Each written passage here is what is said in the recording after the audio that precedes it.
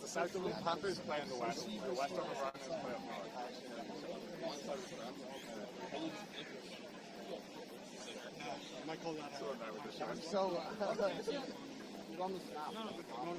Oh, remember? Were you there for the? Yeah.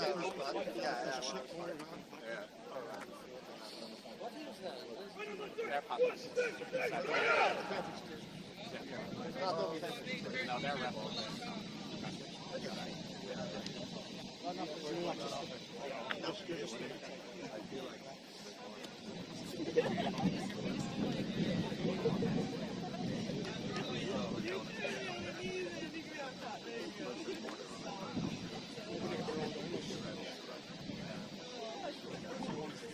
A pleasant good morning to all of you. Thank you so much for making us part of your Saturday morning. My name is Max Walpuff, live from the United States. I bring you flag football in Ireland. Thank you so much to those of you who have tuned in so far. We will have 4 games today from UCD Belfield on pitch A, which is the pitch we will be watching. There will be 4 other games on pitch B, which we will bring you updates for. Today's schedule, as I go to my handy-dandy color-coded schedule, the West Dublin Rhinos will be playing UCD first at 10 a.m. right here on pitch A. University of Limerick will follow up, facing the Rhinos right after. UCD will then play the University of Limerick immediately following. And finally, at a 1:45 local start projected, it'll be the Admirals against the Wolves. Thank you so much for making us part of your day. My name is Max Walpuff, and as my mug states, I am the voice of UCD American football. This was a gift for me toward the end of last season by one of the members of the tackle football team, Sean O'Brien Jr. His parents were kind enough to grant me this when they came over for a visit, and I'm very grateful for all of you who have decided to join us. Drop a comment in the chat. Let me know where you're tuning in from. Share the link with your friends. Let's see how many people we can get watching. I woke up at 4 in the morning for this here in the United States, and we are about to have a great time. Teams are still gathering themselves, getting set to go. You might be able to hear the conversation from some of the members of UCD's team, who I'm grateful they were fun enough to grant me access to their personal information once again for bios. Thankfully, from my time last year, I actually recognized some of their faces, and this is flag football, so I'll be able to understand who is playing, for the most part at least.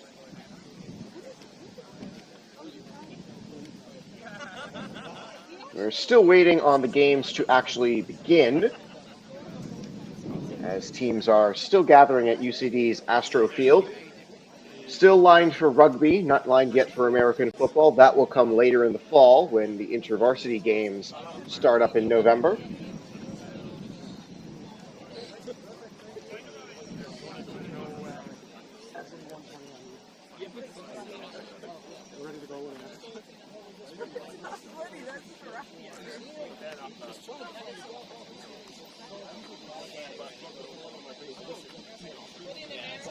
I should warn everybody in advance, I did not get bios from the West Dublin Rhinos. So for people who are looking for information about the West Dublin Rhinos players, I don't have any information. So it's going to be a lot of generic calls until somebody starts filling in their information. I sent this around a couple of days ago, so hopefully somebody fills this in, or hopefully they give me at least some basic information as time goes on, and we have that for the second game. This is one of the many aspects of flag football. The officials are doing a flag check to make sure the flags are actually pullable off of the holsters. Make sure they're zipped up, preferably no pockets because they break fingers. Jewelry has to be covered for your own safety. And if everybody just gives you a quick pop. Awesome. And that popping sound means that the flags work. So that is a great sign that we're actually set to begin today's action. Good to see a couple of new faces on the officiating side, as this is a mixed flag football league, so you will see men and women playing alongside each other. Several of the names for UCD, if you're watching, are familiar to people who tuned into the tackle football season back in the spring and summer last year, or this calendar year, last season. It's 5:03 local time for me, no excuses made. Let's see. Drop a comment, let me know where people are tuning in from. I'm always intrigued to hear the global reach of UCD, as you may be able to hear Michael Harvey, Hollywood, as his teammates call him. Just a reminder today, I'm calling plays on offense and defense. That is head coach Patty Sweeney. Like, not don't talk to me, but don't ask me what we're doing later, anything like that, unless they're giving me helpful feedback, because I don't have any time to switch off and call offense and defense. Okay? So if it's not helpful, basically, don't say it to me while I'm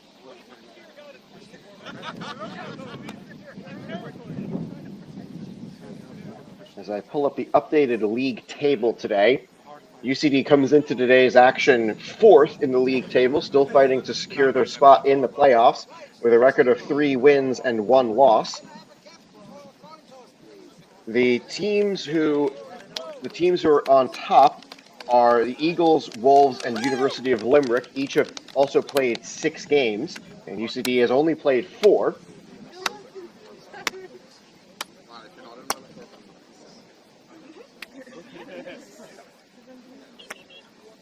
Several players for UCD mark their numbers only as to be confirmed. As Tom McKenniff is the one on the left. And I believe that is Oscar Egan, number 23, on the right for UCD. They are our captains today. McKenniff is 22 years old, and by his own admission, he gets average guesses of his age more.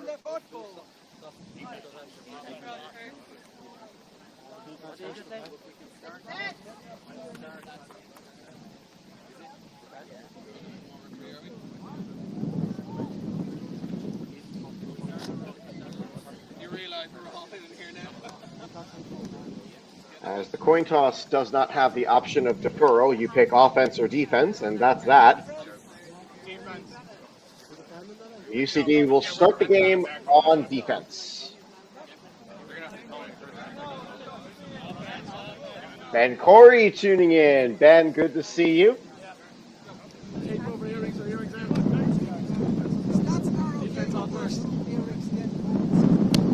And it looks like it'll be Rhino's ball to begin today's action.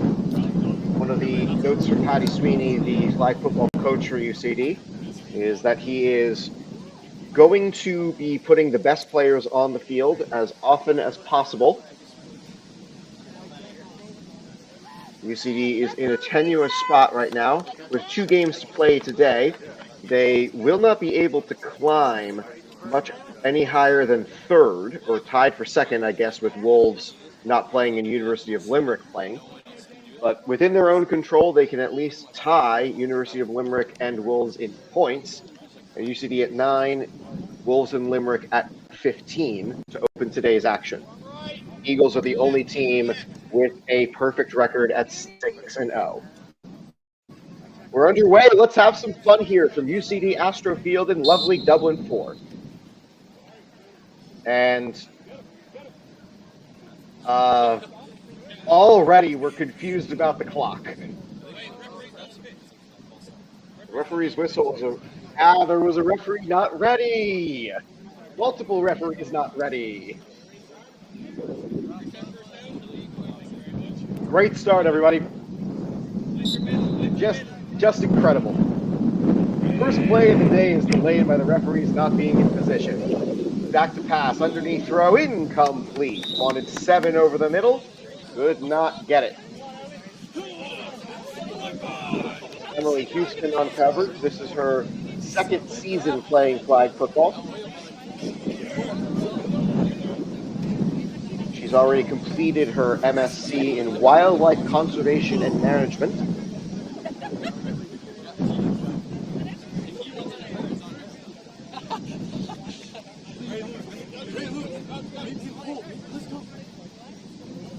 UCD sets up here for the 2nd down play. First down line is midfield. as now it's a tight formation around the center for the Rhinos. High snap. Blitz coming. Over the top. It's intercepted! Running it back. Getting into the 5. And it's a flag pulled just before the end zone. Owen McMahon gets it in, and UCD will go on offense.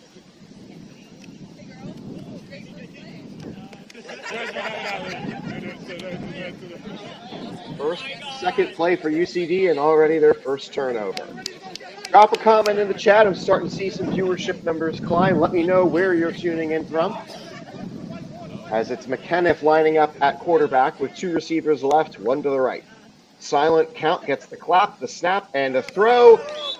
Underneath throw is incomplete as McKenniff sacked in the backfield beyond the 10-yard line. That sets up second down.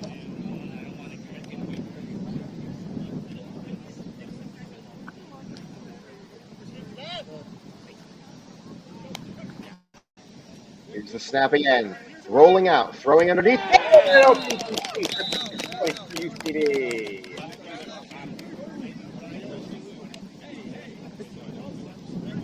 An early touchdown puts UCD on the board, and they will line up to go for 1 point from the 5.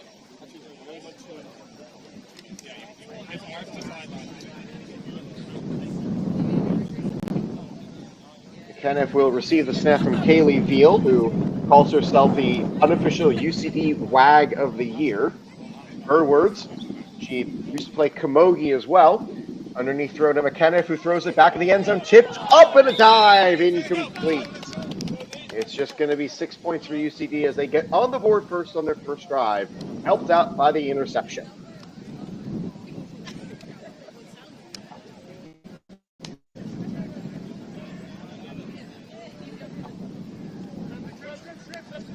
McMahon, born in County Down, he calls himself older than you might think at 32. His degree was chemistry when he studied at UCD. As the Rhinos get the ball for the second time today. Heavy rush, and this one is incomplete. Yet to have a positive yards play for the Rhinos so far. It's worth noting for anyone tuning in looking for information about the Rhinos players, I have none. So I'm working with what I got, which is their numbers and their appearances as I see them on the screen.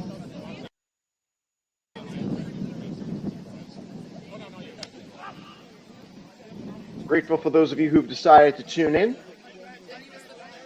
6-0 lead, UCD helped out by a defensive interception. As I see construction is working out just fine. Underneath run. And it's going to go to the sideline, and it's a quick pull that brings up third down. For 7 once again, a primary target. McMahon once more on the tackle. Helped out by Houston.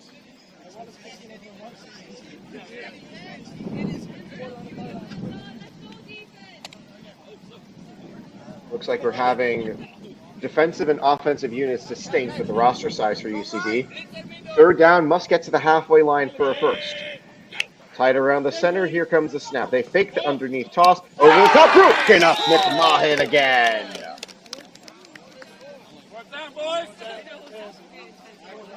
Fourth down, teams will go for it. There is no option to punt in flag football.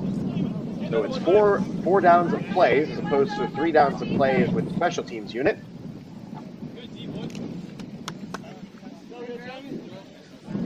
Spread the receivers out more. 2 receivers left and 1 to the right far out. Here comes the snap, high with the throw, looking for that halfway line, and it's going to be incomplete. 4th down and a turnover on down. Sean McVay tuning in. Good to see you, Mr. President. As it'll now be the automatic starting line for UCD is the 5-yard line. You'll see that for all the games today. We will only be showing games on pitch A, or at least I'll only be talking about the games on pitch A, and this is game number 1. Kenneth lines up short behind Veal at center, 2 receivers right, 1 to the left. It's a short snap, and they give it an underneath run. McMahon, and he will get out about the 10-yard line before things get out of hand. Second down, got to get to the halfway line. McKenniff will back up. The underneath official is lining up 7 yards back of the ball. That is to mark out where the blitzer is going over the top, looking at flooring. Complete.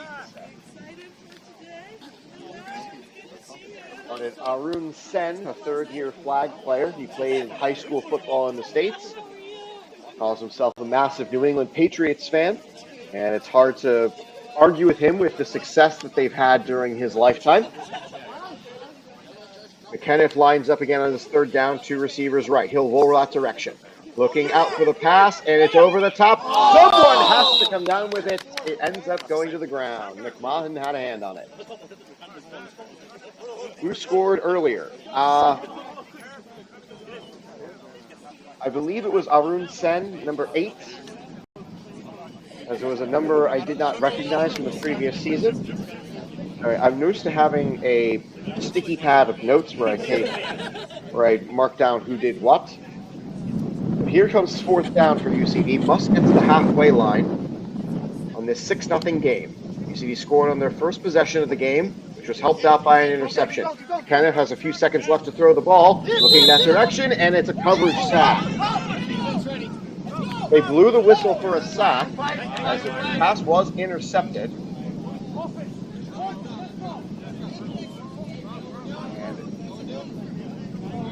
Looks like it'll just be Rhinos football.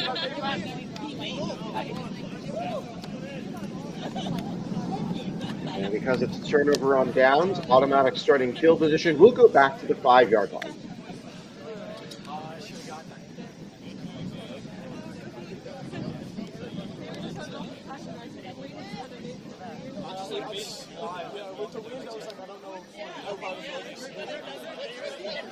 Rhinos will get the ball for their third time today. Send all receivers left side of the quarterback. Motion from underneath and flag on the play. People were moving before the snap of the ball. And also our referee today was not in position for that start. And now he is back in position. Officials have their flags back. We're ready for this first down. They'll try the same play here. Underneath handoff. McMahon on the quick stop. And they set up 7 again for that short run play. It's roughly 3 yards, we'll call it. Got to get to the halfway line for the first down. 3 plays left to get there as Patty Sweeney gives signals out to the UCD defense.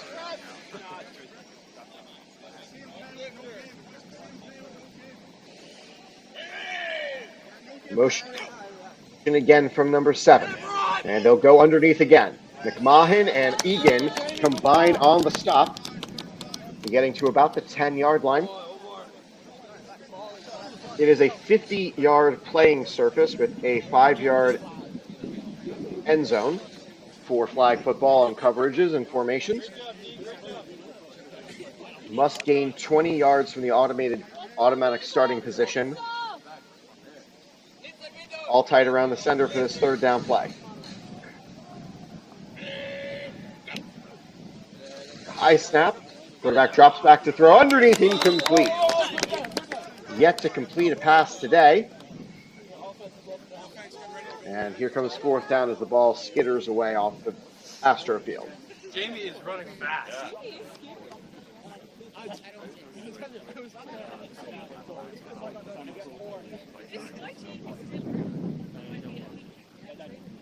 Good to see several members of UCD's team are lined up on the sideline if they're not playing today. Always happy to see the support for UCD flag football from the rest of their ranks, as I believe I see that's Grace Mejia taking photos for later study. Faking the underneath.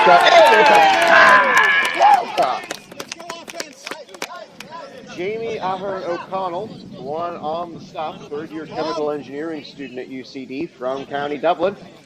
And this is his first time playing flag football, first year.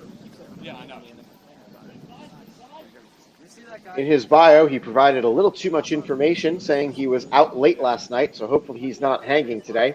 Hey, I was out late too. You don't see me complaining? Short snap to McKenniff. They'll start with the ball. And McMahon can't handle the handoff. A little bit like the Washington Commanders a few nights ago, except it's unlike in tackle football. Fumbles are an automatic stop of the play because the pile up for the ball would ruin the non-contact form of flag football that we like here. Parking snap to McKenniff, goes it back to Veal. And that's a positive gain on second down. Thrilled some of you have decided to join us today. I know it's morning there in Ireland. It's even earlier here, 5:18 in the morning local time for me. Two receivers right, one to the left. Looks like Rhinos are going to play off coverage here. Camera goes out toward coverage, looking down the field, looking for McMahon. Had a hand on it, incomplete, just out of his reach. It is a 20-minute rolling clock for the first half until we get to the 2-minute warning. And then the clock will stop on incompletions. But until then, the clock will continue to run for 18 minutes of the 20. UCD's third time with the ball, their second time starting from the automated position. No rush for McKenniff. He'll now look for his options. Got to get to the halfway line. Touchdown! Beyond the halfway line, that is a first down, UCD. That's Sen once again on the catch.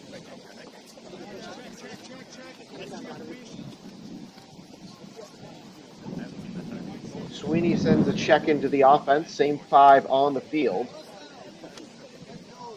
As the Rhinos on the sideline get warmed up to go back on offense. McKenniff points out something in the coverage, and it's a short snap looking backward for Sen. Sen, it's a double pass, and McKenniff got it bobbled and caught. They're going to rule that Sen did not get tackled. It is a touchdown, Tom McKenniff.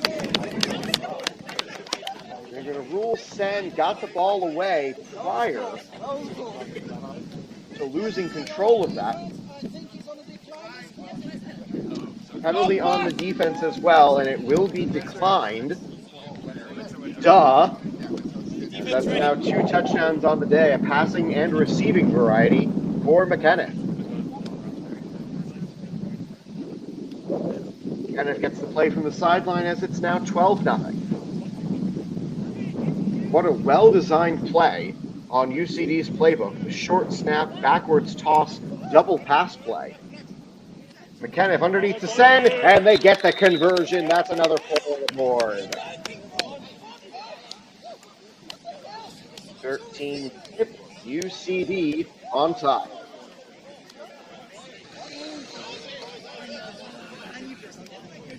Rhinos entering today just behind UCD at 2 wins and 2 losses in their 4 games played so far.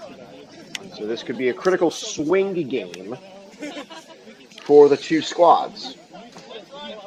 It is round-robin action. Each team will play each other 1 time throughout the course of the regular season, so that's 9 games played across a 10-team league. 4th time with the ball, as it's a backward pass in the end zone, wanted a safety, and instead it'll go for a completed pass. First completed pass of the day for the Rhinos comes from somebody who hasn't been taking their snaps. Go figure.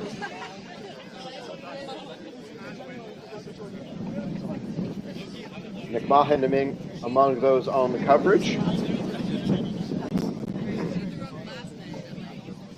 Second down in the halfway line for the Rhinos.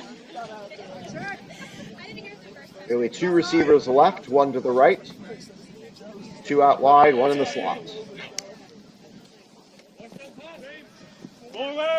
That's a forward pass. He can run. Back going to the halfway line.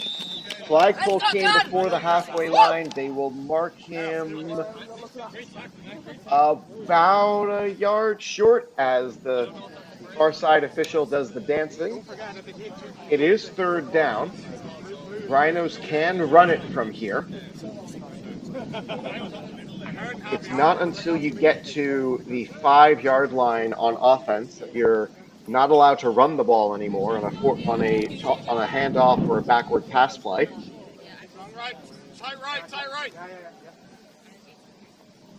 UCD calls out their defensive formation. It's 4 underneath coverage with a blitzer. And it's caught outside. The number 9's got it. And dancing, tumbling, and pirouetting until he gets to 5. First down, Rhinos their first down of the day. They were so mad. You gotta keep getting away with this. I will. Listen to me.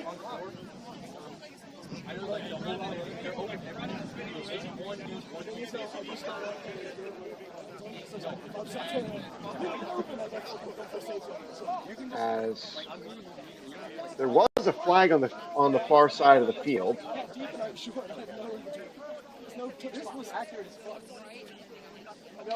And it looks like it's going to be an after the play penalty. So it's still a first down, but the field position is much worse for the Rhinos. Tight formation again. This is the formation that's worked so far. Underneath throw, number 9 can't haul it in. Off the right hand, incomplete. 13-0 UCD on the board. A throwing and passing touchdown. A throwing and receiving touchdown from Tom McKenna. And a receiving TD from Arun Sen, plus a 1-point conversion. Have UCD in front.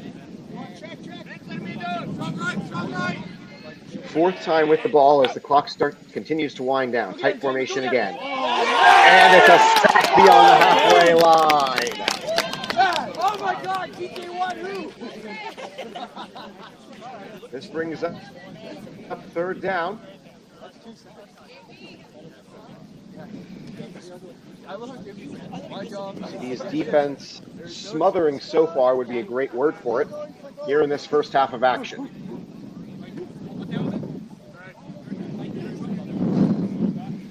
We're thrilled for those of you who've decided to join us on this Saturday. My name is Max Walkoff, the voice of UCD American football, as shown by this mug that I got last season, which is awesome. And it looks like a short snap play. 2 quarterbacks have the option there. It's going to be a long toss to the end zone. Incomplete. It's 4th down. Rhinos got confused with the snap count. Looked like the offensive unit might have been coming on the field. And that is the 2-minute warning for both benches. So we're now under 2 minutes to go. Timing rules change as of this moment. It is 4th down, got to get to the goal line. A sack on 2nd down pushed the Rhinos back beyond the halfway line for those just joining us. 2 receivers left, 1 to the right. High snap, blitz coming in, and it's an underneath throw. Got it. Oh, almost complete. Number 5 just missed a chance to haul that one in. Clock will stop as the teams change sides. Offense comes on for UCD and defense comes on for the Rhinos.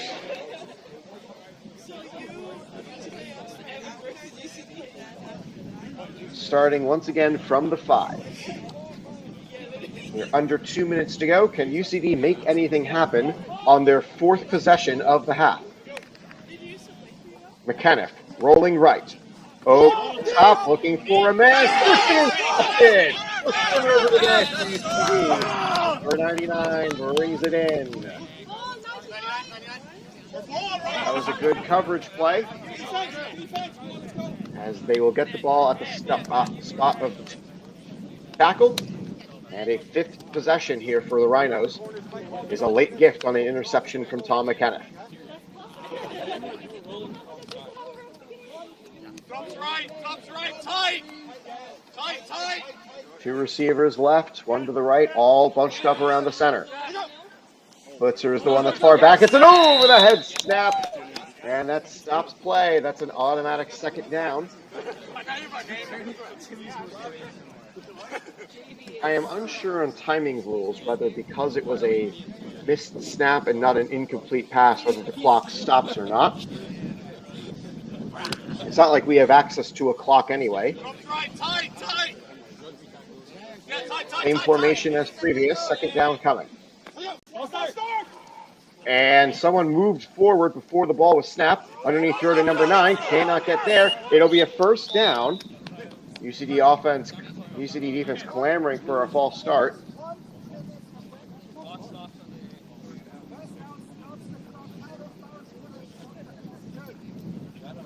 Player ran out of bounds, so that's the motion you saw from the official putting both hands and waving them in the air. But he does care. That was a great joke. Please clap. First down from about the 12 or 13 yard line to go before the end zone. 3 receivers all left. Here comes the blitz, missing on the flagpole. End zone, can't get it to go, incomplete. Sliding catch attempt is no good. Second down and goal. Incomplete pass, stops the clock.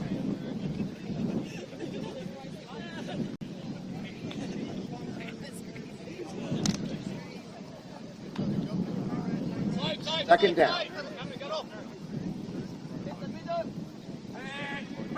Behind this tight formation again. Fakes the run.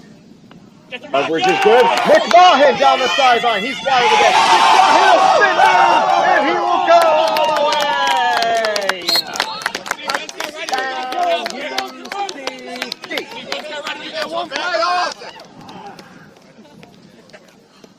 19-0 as they line up for the conversion. The County Down native came down with it. And it's a 1-point conversion from the 5.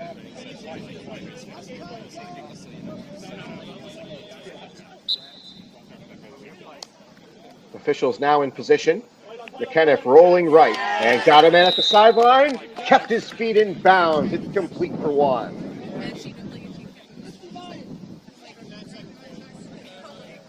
$20-0 as UCD gets the pick 6. What a play by McMahon, who lists his accomplishments to include a top recorded speed of 30 kilometers per hour. 3 receivers left. UCD adjusts their defense accordingly as the Rhinos try to get something on the board here for this first half. They started the game with the ball. Underneath throw is it's actually a stack in the end zone. That'll be a safety. Short. 1 yard short. Rhinos will instead line up for second down. Great sack, but just a touch short of the end zone.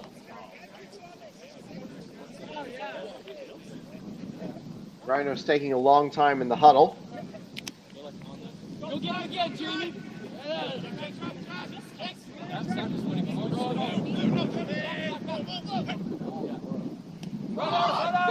And it's a run play.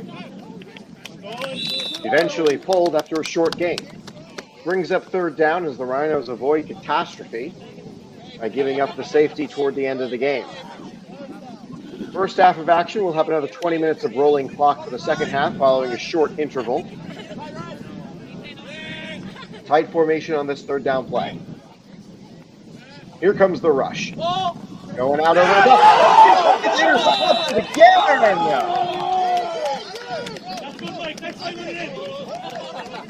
Michael Harvey brings it down.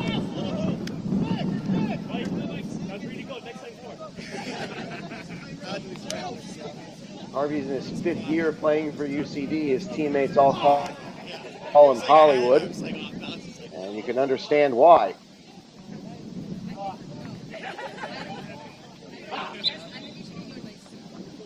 Last kick at the can for UCD. Can they add to their 20-point lead? McKenniff rolling left against his arm, and he's not happy he missed that throw.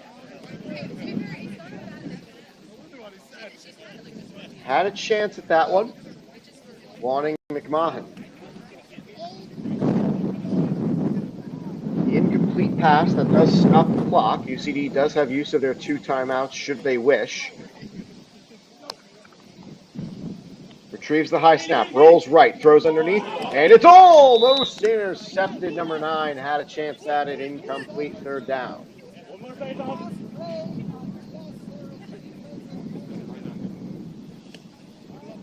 believe I heard the call from the official. It's going to be the last play of the half. 2 receivers right. It's Arun Sen with the receiving touchdown already. Out to the left. McKenna fakes left, rolls right.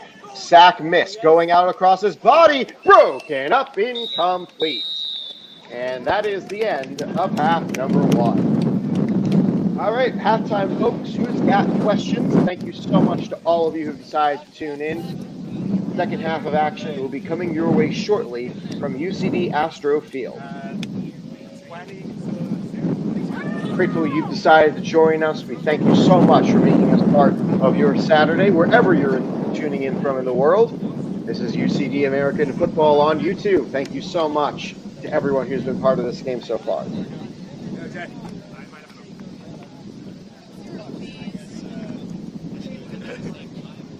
Keep that socks behind the water.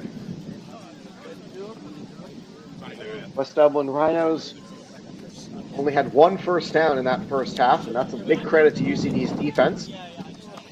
An interception return for a touchdown from Owen McMahon,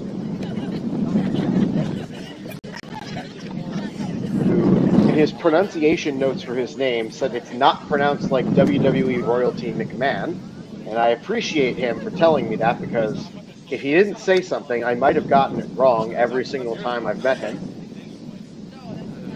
McMahon has 1 cap for the Irish Wolfhounds, which is the Ireland national team, playing defensive back. He played 3 years of contact with American football. So far, so good for UCD. 5 drives, 3 touchdowns. And UCD will open the half with the ball for this second half of action.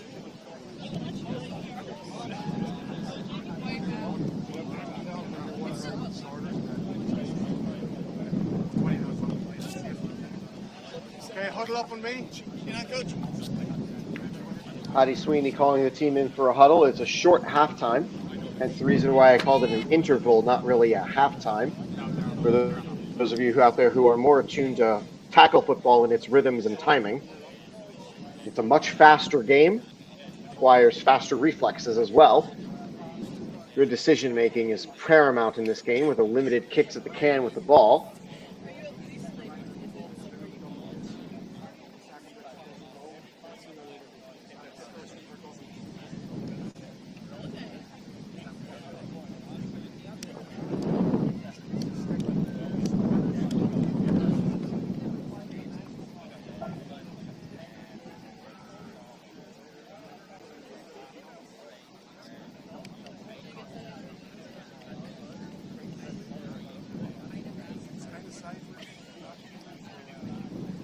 Teams will switch sides. Means UCD will be going left to right across your screens, and the Rhinos will be going from right to left.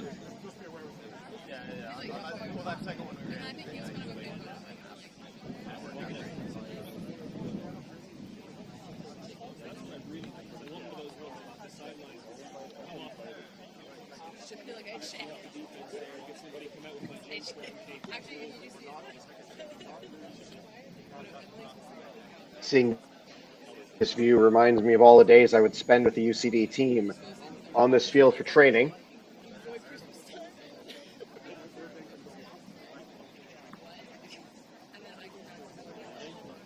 Looks like a clear skies, relatively beautiful day in Dublin. The cloud cover is probably helpful for the camera. 20-0 your score, UCD on top. As we were about to get started with the second half of action, smothering defense and an efficient offense have UCD out in front of the West Dublin team. 2 victories in UCD's teams in games today would push them into at least 3rd place.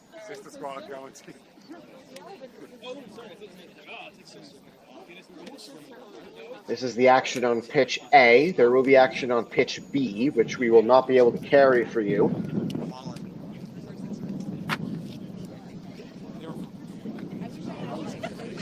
AFI's Instagram page will probably have updates of all of these games following their conclusion, as we're grateful for UCD to have the investment capability to show us these games on live stream, including even if it has me waking up at 4 in the morning here in the United States to get ready for a 5 a.m. start. Rhinos bringing quite a roster today for today's contests.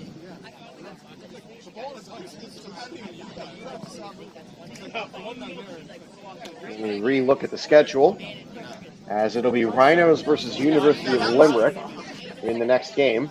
I do have information for University of Limerick, and I'm grateful for all of that. So that means I will be probably carrying that game as well.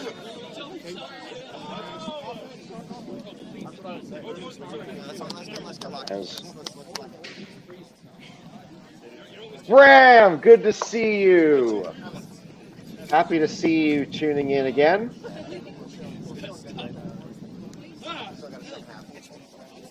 We're just getting going here on this 4-game day. 2 games for UCD here at UCD Astro Field. They'll bring their season total to 6 games played.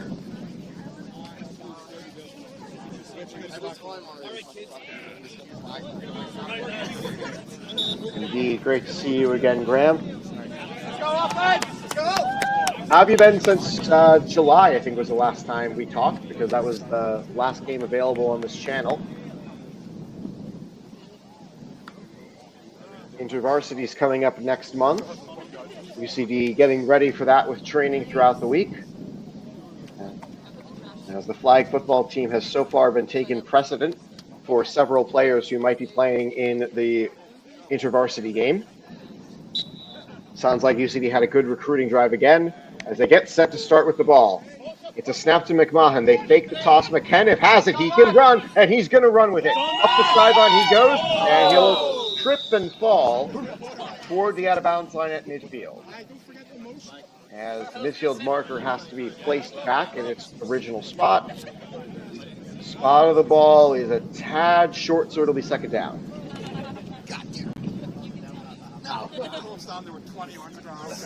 Drop comment in the chat. Let me know where you're tuning in from. Always curious to see the global reach of our game.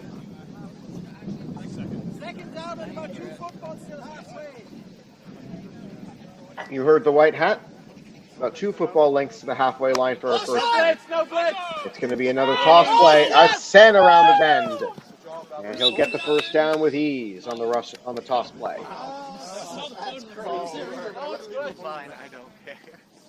UCD up 20. 4 plays to get to the goal line.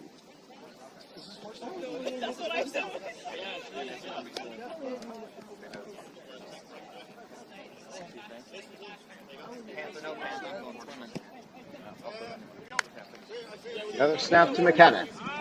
Fakes left, fakes right, throws underneath, incomplete. As a flag fell off of Aaron Sen. This brings up a second down play.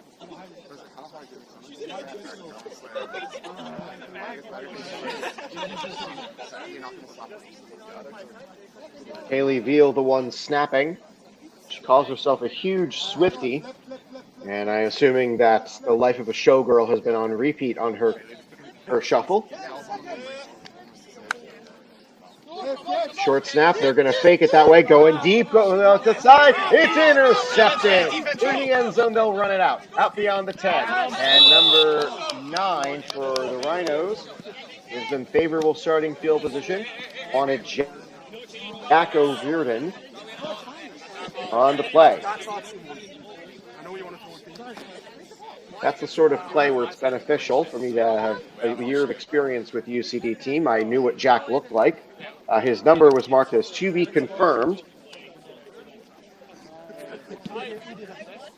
This is his first year playing flag football after a decent time playing tackle for UCD last year, getting a couple of touchdowns to his name. Rhinos' first time with the ball. That's UCD's second turnover of the day. Number 9 rolling out underneath him. It's a rare completion as number 4 brings it in. Tackle from McMahon, second down. You could count on both hands the number of completions West Dublin have in the first half of action in this 20-0 game.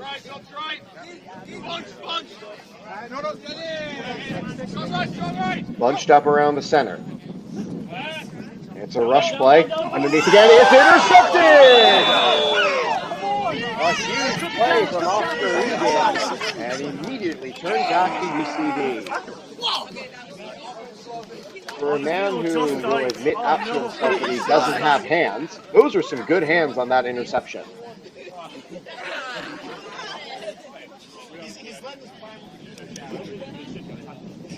Wheel will go back over the ball.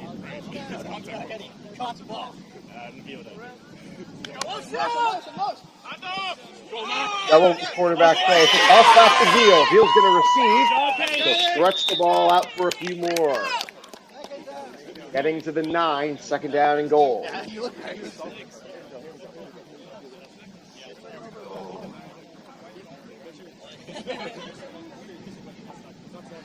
$20-0, UCD on top. McKenniff, a silent count, fakes the jet play, throwing it back underneath to McMahon, and it'll get to the 5 and no further. That's more about the 6.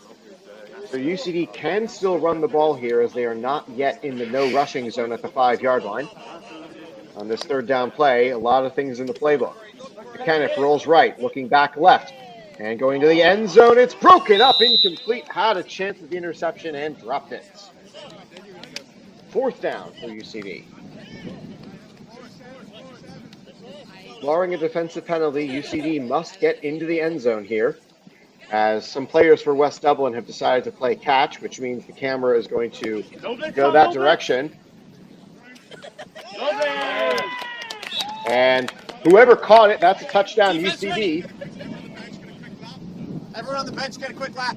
Everyone who hasn't been on yet, warm up quickly, quick lap. UCD is going to call for their players to take a quick lap, make sure they're ready to go in at 26-0. Got a chance to get some backups in, get some playing time for all of them. McKenniff takes the high snap, rolling out right, throwing underneath, and don't know who caught it, but it's a 1-point conversion for UCD. So all 7 points were missed by the camera. If this is your first time here, you might be wondering what happened. The camera UCD uses is artificial intelligence powered, so that should give some of it away. It is designed for soccer, or as other people around the world call it, association football, or just football, which means that it tracks the ball, not the people. So if the ball is being played with on the sideline as this first down play comes, into the end zone, just missing the pull. Underneath throw, got it complete. And it's a stop for Houston.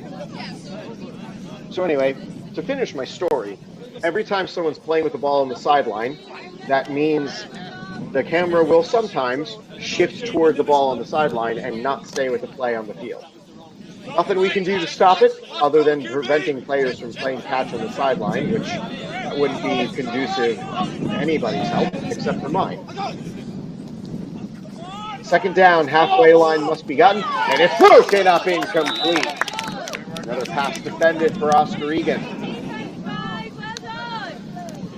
I may have to raise Oscar's ratings in College Football 26, which for those of you who are not aware, College Football 26 is an Electronic Arts video game that allows you to build your own teams. So because I was bored one day, I decided to build UCD. From last year, I based the roster off of last year's team, and Egan is in the game. Third down play, underneath throw, and it's incomplete. Falling to his knees, can't believe he missed that one as number 9. So Oscar, as a result of not playing a whole lot last season, is on the roster as one of the lower rated players. He didn't play a whole lot, so I didn't see much of him to rate him any higher. Fourth down, Rhinos must get to the halfway line to complete this drive. Nine will throw, looking out long, and it is caught. sliding catch down the sideline extends the drive, a 4th down conversion to about the 13.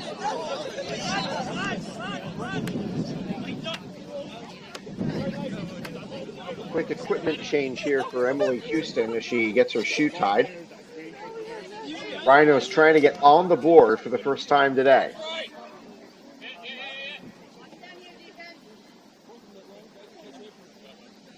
They'll send 2 receivers left and 1 to the right. Underneath. Throw intercepted, McMahon. He'll twirl around and get loose. And it gets the return out beyond the 10. Rhinos are turned away at the doorstep.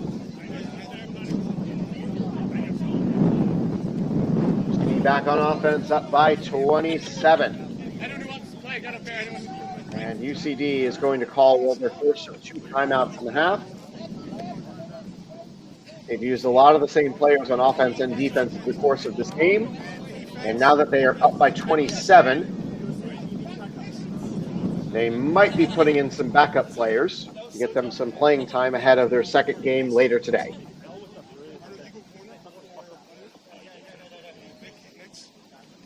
Rhinos still have their starters in, and down by 27. A lot of things can still happen here in flag football.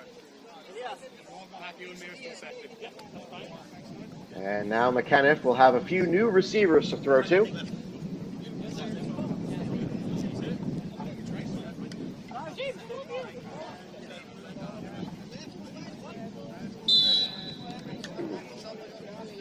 So McKenniff will stay in at quarterback, and it's new receivers. That's Grace Mejia going in motion. And they will fake the throw to her, going across to Kaylee Veal. Another starter staying in the game. The underneath throw goes for a few yards.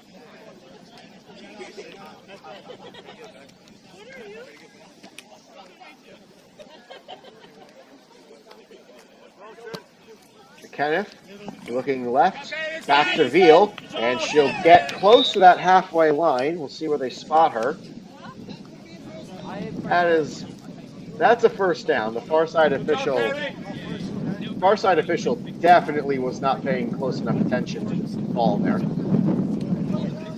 As given the height, I believe that's James Burton on the bottom side of your screen. This is height at 6'7". Motion, snap to Mejia. McKenniff can run from here, and he will not be able to get beyond the line of scrimmage. It is a tackle for loss. McKenniff had a chance to run and decided to run too late. This is second down. McKenniff has 2 receivers left, 1 to the right. He'll look right first, shake off the blitzer, throw it back over the middle, and it's going to be broken up. Now it's third down. I go blue 6 flip, blue 6 flip. Blue 6 flip, blue 6 flip. Kenneth has been the running back for UCD for the last 4 seasons. Includes a couple Shamrock Bowls in his hardware. However, he is now also going to be playing linebacker for the kidded team. Looking underneath on this third down play. Got to go all the way up the top. It's tapped around, incomplete. This is 4th and goal to get for UCD. First down play was just at the halfway line. Resulted in a tackle for loss.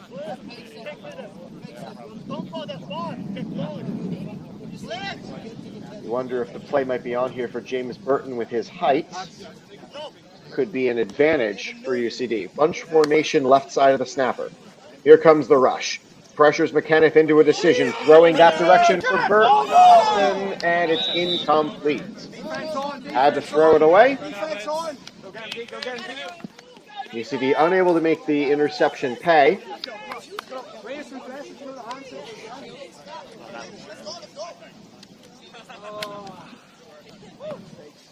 First look at Blessed Fonco among the defensive substitutes. Grace Mejia also jumping in at number 6.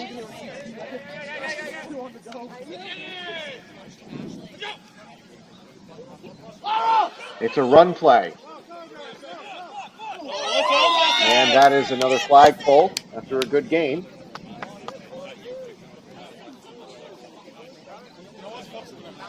Rush on the play was from Wang Wen Xuan, who is a 21-year-old international student from Taiwan.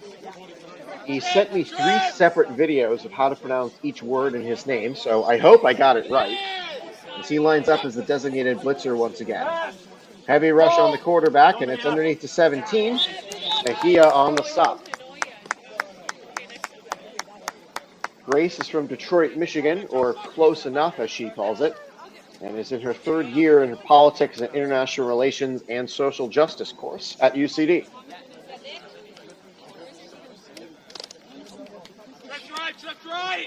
This is now a 3rd down play for the Rhinos. Got to get to the halfway line to continue the drive. All receivers left. Quarterback will roll right. Throw across his body. Almost broken up. Can't get the flagpole until it's beyond the first down line. And there's a flag coming here on the far side of the play. Number 17 for the Rhinos. Looks like he's being called for a penalty.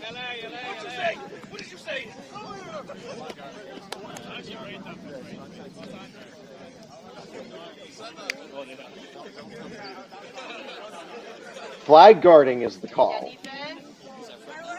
So that results in 3rd down being pushed back a few yards. This 3rd down conversion just got a lot harder.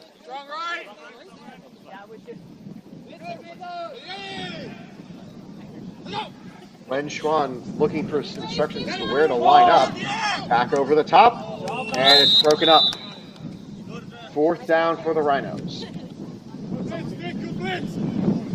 Rhinos trying to get that goose egg off the board.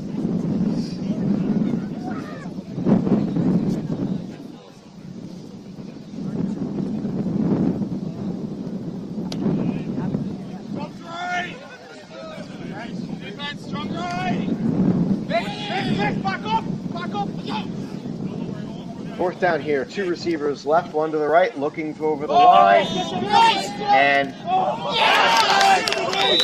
I can't tell whether it was broken up or intercepted. Either way, UCD will get the ball back.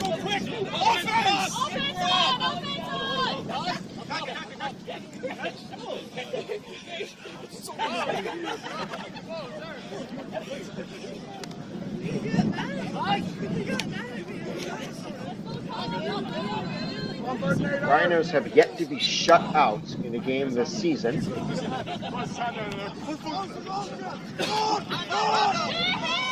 First play is to Heather Shore. Goes for a short positive spin.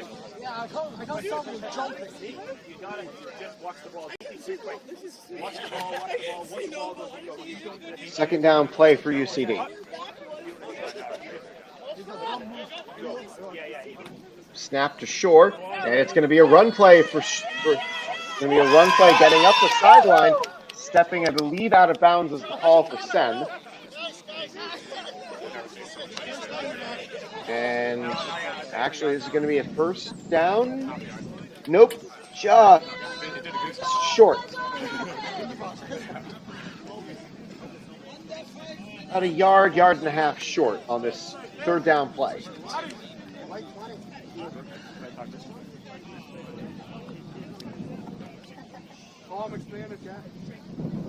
McKenniff has moved from his quarterback position to now snap the ball. After Short, underneath throw to McKenniff, and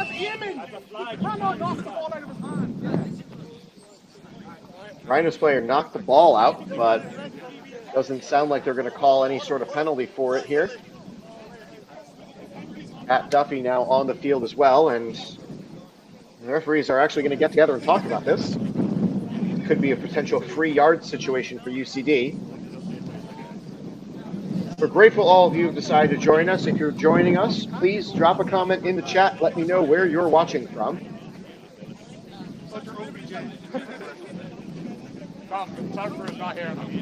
And indeed, we will call the penalty on the Rhinos.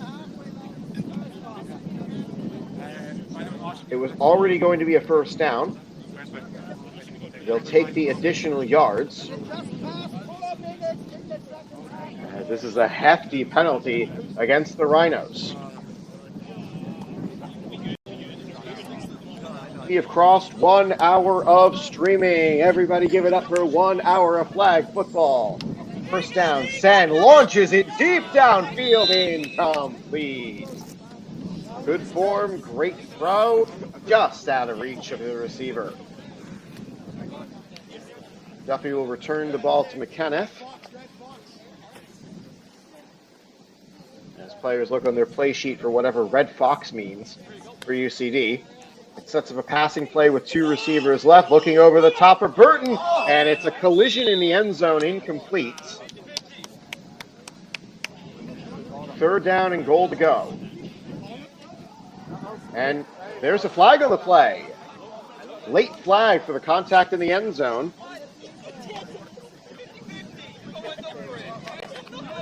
And that's going to be an automatic first down, UCD. Given the distance, it'll be a march off the full yards, actually. So now new set of downs inside the 5. No running zone here for UCD. Must have a forward pass. McKenniff will snap to Sen. Or to Shore. Here it comes. Shore throws it over the top. It's intercepted! Quick flagpole just beyond the 5. As UCD cannot punch it in following the end zone penalty. We've got 5 on right now. We've got 5 on. Who's on? Hang on.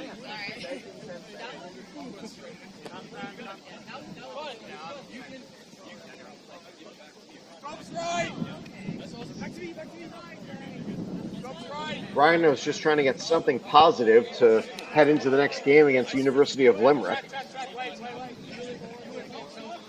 As given the running clock situation of the game, it is looking out of reach for the Rhinos to win this contest. But UCD playing for pride here. They'll have it bunched up around the center with 3 guys, 2 quarterbacks potentially to receive it. And that is a quick tackle. First down gets maybe a yard, if that.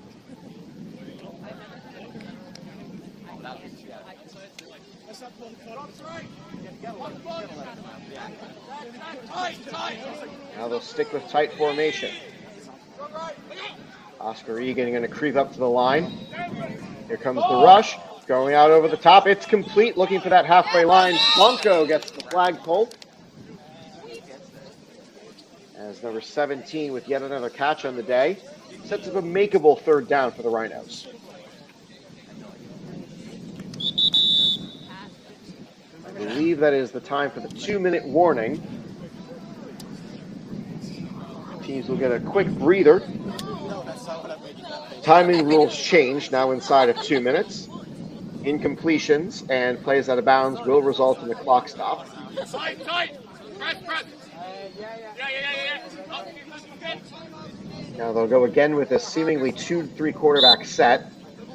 The snap does not have to go through the center's legs in order for it to be valid, but it does this time. 9 will roll left, looking long. Got to get to the end zone. It's brought down, and it's a touchdown, Rhinos. But wait. There's a flag on the play, and the quarterback falls to the ground. He cannot believe it.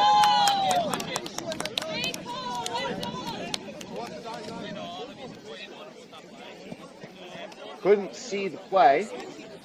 It looks like it is a sack of the quarterback. This brings up 4th down for the Rhinos instead of the touchdown. So even when the Rhinos do something right, they still can't get it to go.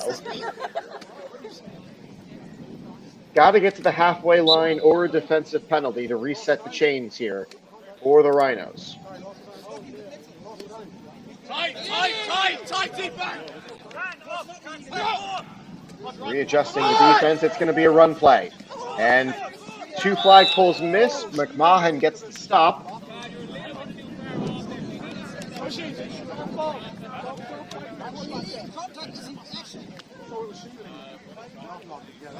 Apparently that was 3rd down. It's now 4th.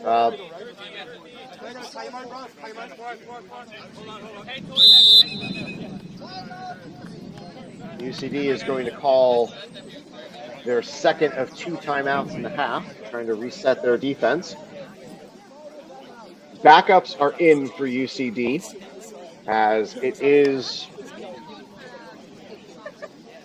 this situation where they have a 27-point lead on this overcast yet sunny day from Dublin 4. Thrilled all of you have decided to join us. We will be staying on for the game in between UCD's next contest.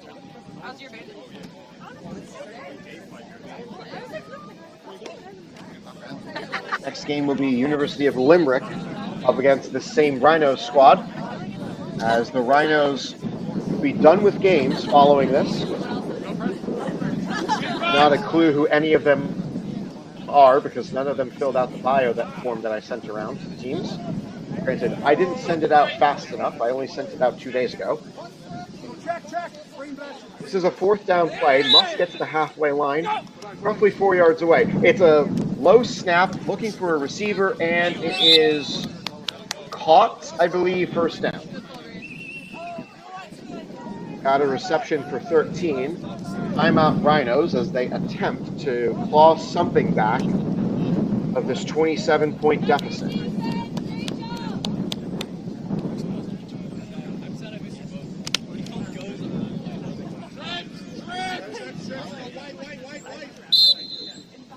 Three receivers left, nobody on the right.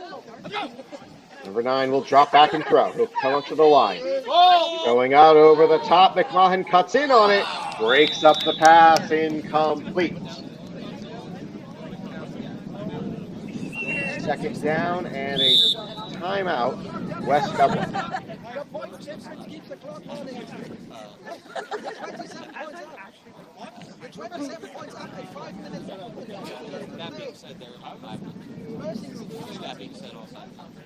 As the referee is explaining to UCD's bench that mercy rule timing is in effect because of the margin of the game. So West Dublin had to call a timeout to stop the clock. 2 receivers right, 1 to the left. 9 rolls back, rolling right. He'll now throw over the top, looking for anybody, and it's incomplete. Had 2 receivers there. Nobody brought it down.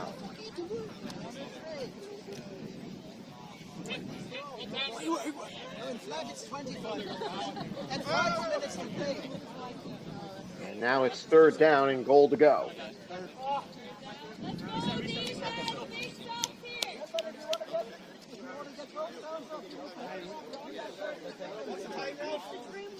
As the referee is explaining to the West Dublin team, it looks like this might be the last play of the game.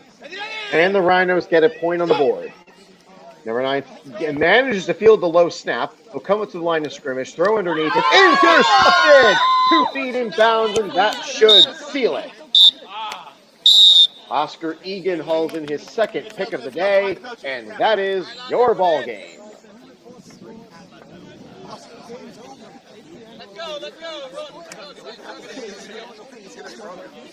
UCD wins 27-0. Set up their handshake line with the West Dublin Rhinos.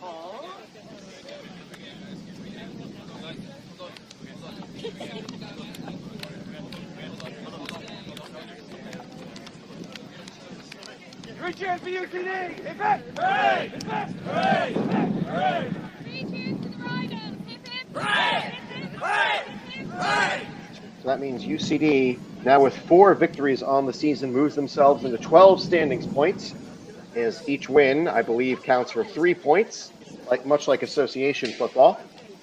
As for the Rhinos, that drops them to 3 losses on the year, and doesn't do them any favors with their point differential, as that now drops them to a -2 point differential. They entered today's contest with a +25, and now they are at -2 after giving up 27 to UCD.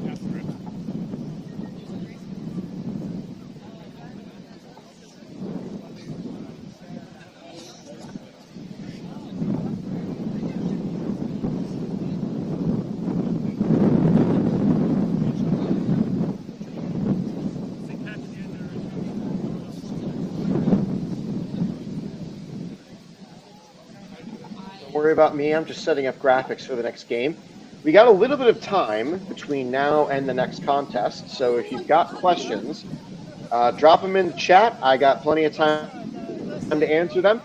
It is 6 in the morning here, live from the United States of America on the East Coast. It is now 11 in the morning in Dublin today, where these games are being played. And we thank all of you for tuning in for this contest.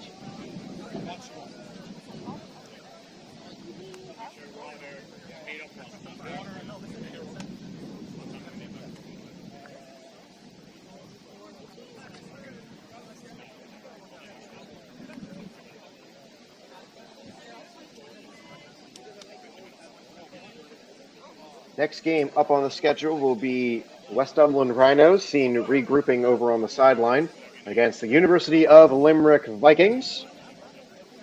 That is the designation UL, although, actually, come to think of it, I'm going to change that to Vikings,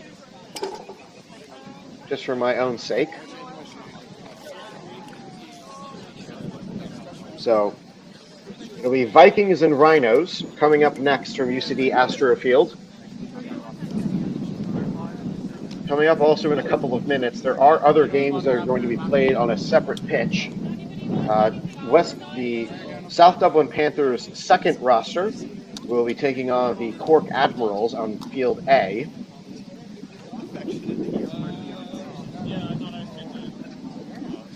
As teams and players will be getting set. The stream is going to keep going, but I'm going to take a short break. I need to get some tea, and I will be right back. You're watching UCD American Football live on YouTube.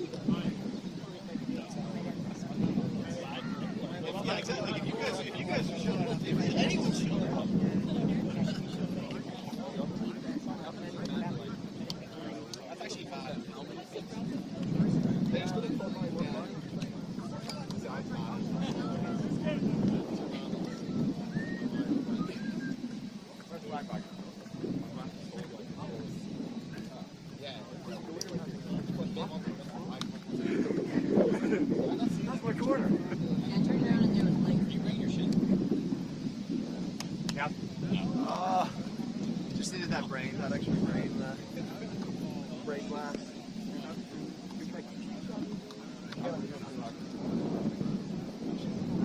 Oh, totally. Yeah. I can put the rest of them like no, because he's like I caught it like I have my phone actually like.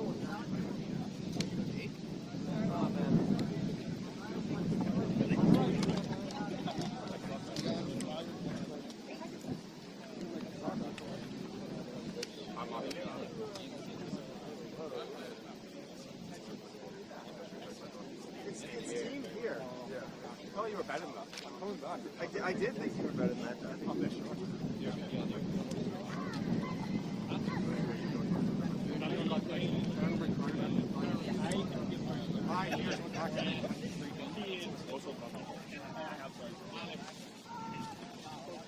We will be coming up for the match half-time.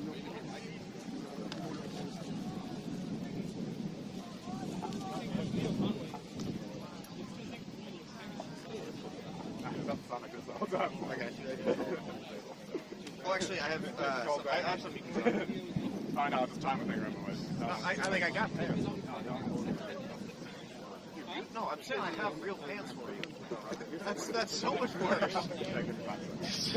Like, what are we doing here, honey?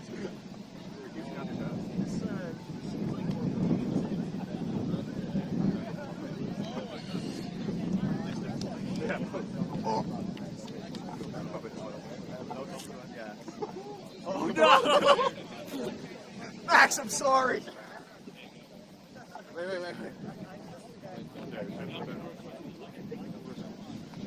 Yeah, I know, that's what I did. I know. Like they were there to serve us.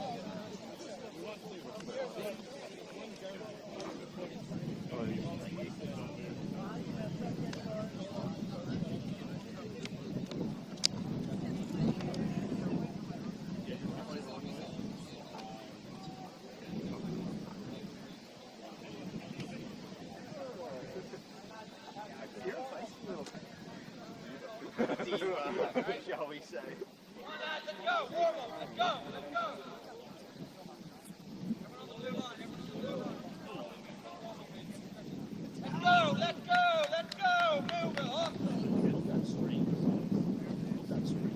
Yeah. Imagine like the father It cuts off. I've never played a game on stream. On what? You never played a game on stream? Oh, quickly. You're wearing my number permit. I know. That Video can with an answer. I don't make contact with Oh, I fucking did that. That's your number anyway.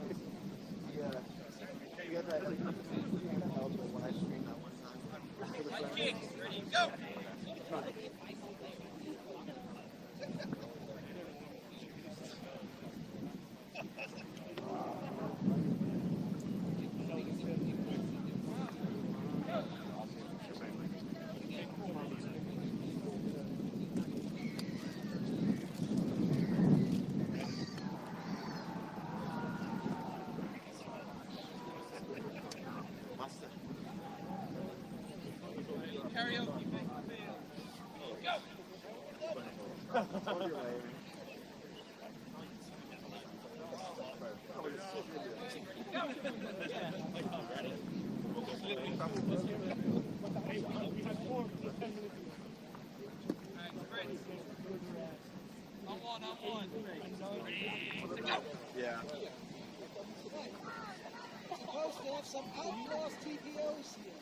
Outlaws. I can rap if you need. I can rap if you need. Brought them up. Brad, do you know where the Outlaws are? Am I mistaken that it's Outlaws TPOs? I want to be honest, I'm not, we're just coached and we're not organized. So,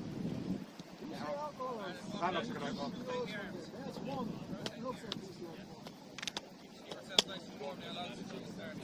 Wait, hey John, quickly. One. I can, Where's the next one? No, press. I'll do it, you.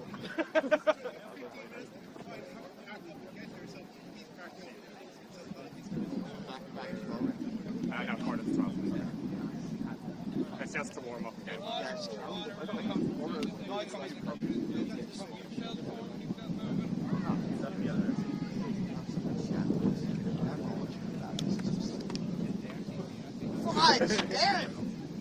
Come on! Come on, Max.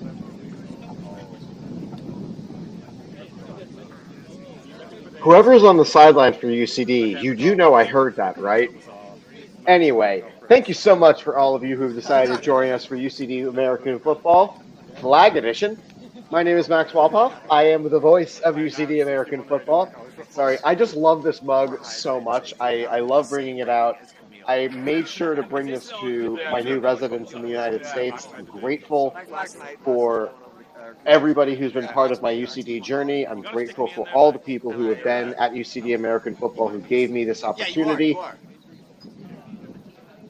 So, second game of action here from Pitch A. University of Limerick Vikings will be taking on the West Dublin Rhinos. Rhinos played in the early game against UCD and got drubbed 27-0. That dropped their point differential on the season to a -2.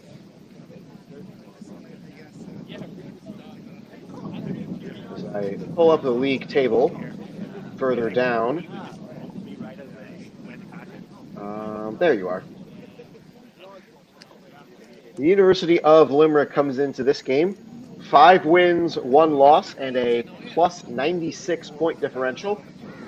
There's only one team ahead of the University of Limerick in the standings, and that is the Eagles. They are 6-0 with a point differential at a preposterous plus 133. Eagles have played 6 games so far this season. As let me just make sure. Eagles, however, are not playing today. Consequences of having a 10-team league.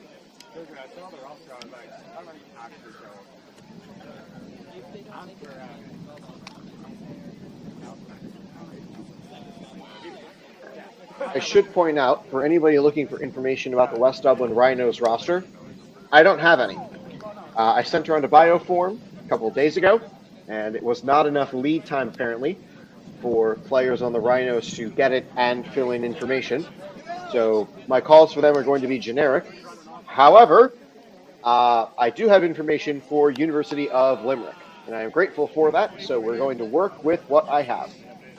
Actually, I only have numbers for 1, 2, 3, 4, 5 of their players. So unless Limerick decides to roll all 5 players, I might miss some information for them. The University of Limerick Vikings also have a UCD player on their team.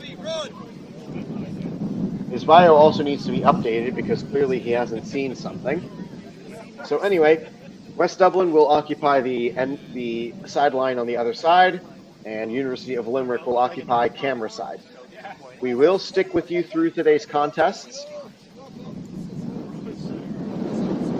Depending on the health of my voice, will be what happens after the next UCD game. As it's University of Limerick coming out with Evan Quigley and Sam Ryan. For those familiar, Evan Quigley is a UCD player on their tackle and flag teams last season. He started in the Shamrock Bowl, and he was an oversight of mine on my NCAA 26 game, which I then corrected and put him on the team because he was nice to me.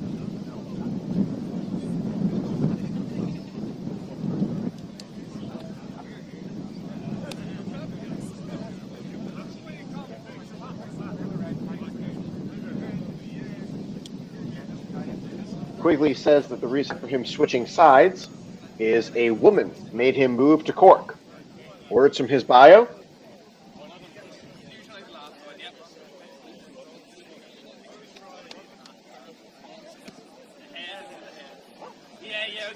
The exact same thing happened, yeah. As there is a coin toss to determine who goes on offense first.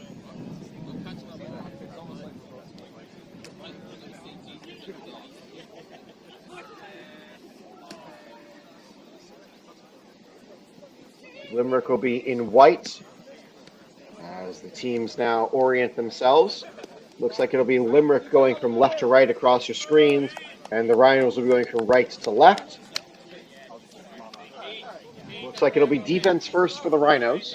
They started the game with the ball earlier against UCD, and as might have been apparent to those of you who tuned in to watch, they did not score any points in that game. So let's see if the Rhinos get any better luck.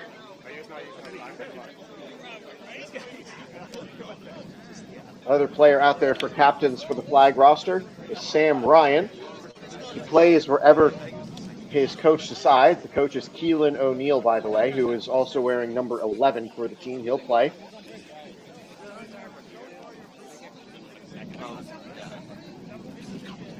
You know, Sam, I appreciate this note in your bio.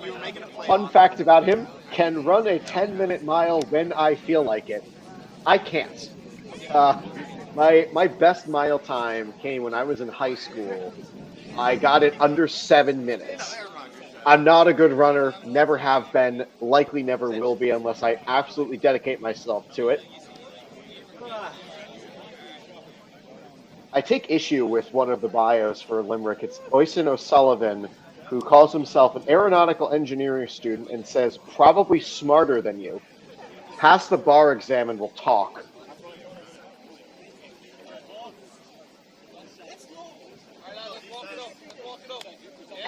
Intelligence comes in many forms.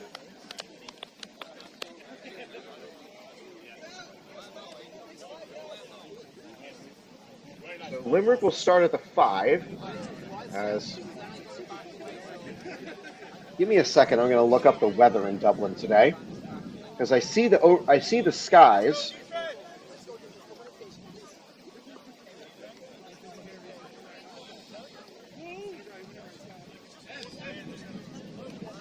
Dublin, Ireland. Oh goodness, this seems actually pretty beautiful.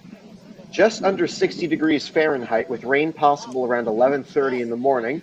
So I wouldn't be surprised if rain comes while the teams are playing in this contest, as it is now about 11:22. Game starting a tad late. UCD's game also started a tad late. Let's have some more fun here. University of Limerick starts with the ball from the 5. As clock will start to wind underneath row, and it's incomplete. Wanted Quigley and could not bring it in.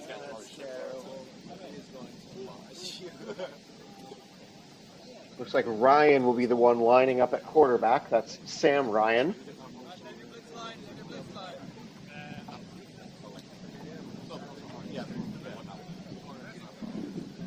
White with blue numbers goes the Limerick uniform. Nope, Sam Ryan's actually on the sideline. Quigley will now line up. Left-handed toss, and it's broken up 99. Incomplete. One in number 23 who, 1, 2, 3, 4, 5, 6, could be any of 7 people for University of Limerick, as I don't have numbers for 7. Billy Leanne is the quarterback. Thank you so much, UL Vikings head coach. That's number 1. And he lists in his bio, he plays his best when hungover. His words. Leanne again on this 3rd down play. 2 incomplete passes in a row. Looking for it all. Going down the field. And it is broken up. Incomplete. Wanted 23 again. This is now 4th down from their own 5. Got to get to the halfway line or a defensive penalty to reset the downs. Grateful all of you who've decided to tune in. This is flag football action live from UCD Astro Field. I am calling the games from a remote location off of the feed that you are watching. So unless it's within the feed on your screen, I don't see it. Linane is now in his 3rd year with the team. He will load up on a low snap. Rush comes in from the end zone. He'll go for it. 23 again, and this one is broken up, incomplete. Rhinos will go back on offense. Everyone ready? Everyone ready, yeah?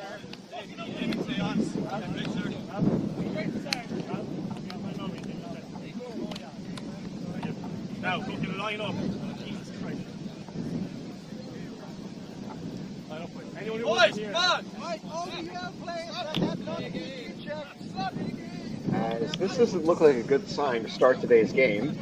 University of Limerick is taking their time. Not 100% sure what is delaying them getting onto the field.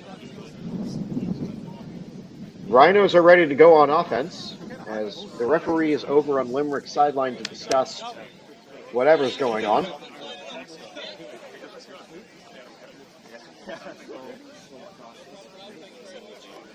They'll roll out their defense and we'll get started. 2 quarterbacks set here for the Rhinos as the ball gets moved. Might as well pull the flag. Quigley on, I guess, a sack, but officials discussing what's going on. And now they're going to wave their hands in the air and come together and discuss what's going on. The center moved the ball. None of the 2 quarterbacks in formation took it. Further proof of the saying, if you have 2 quarterbacks, you have none, because nobody took the ball.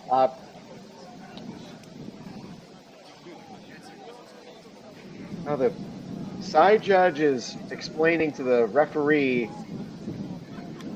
what he saw and reenacting it as well. This is quite a predicament.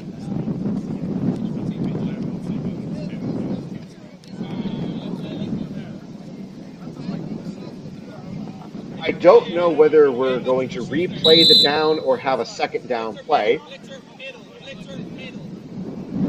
Quigley is lined up short in case it's a short toss play. And it is a short toss play. Quick handoff and tackle for Quigley. I don't know whether this is 2nd or 3rd down. I believe the first play of the drive didn't count, so my best guess is this is 2nd down, although I don't see a symbol to denote otherwise. Quigley is again prepared for a short toss play. Could not get around that one. Number 9 for the Rhinos gets close to that first down marker. Positive play for the Rhinos.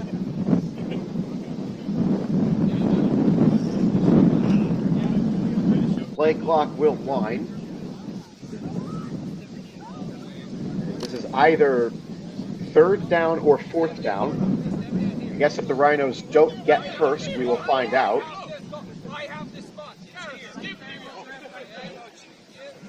Some confusion over where to spot the ball. They eventually get it right.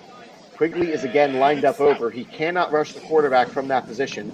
He can drop into coverage, and he does. A great flag pull in the secondary.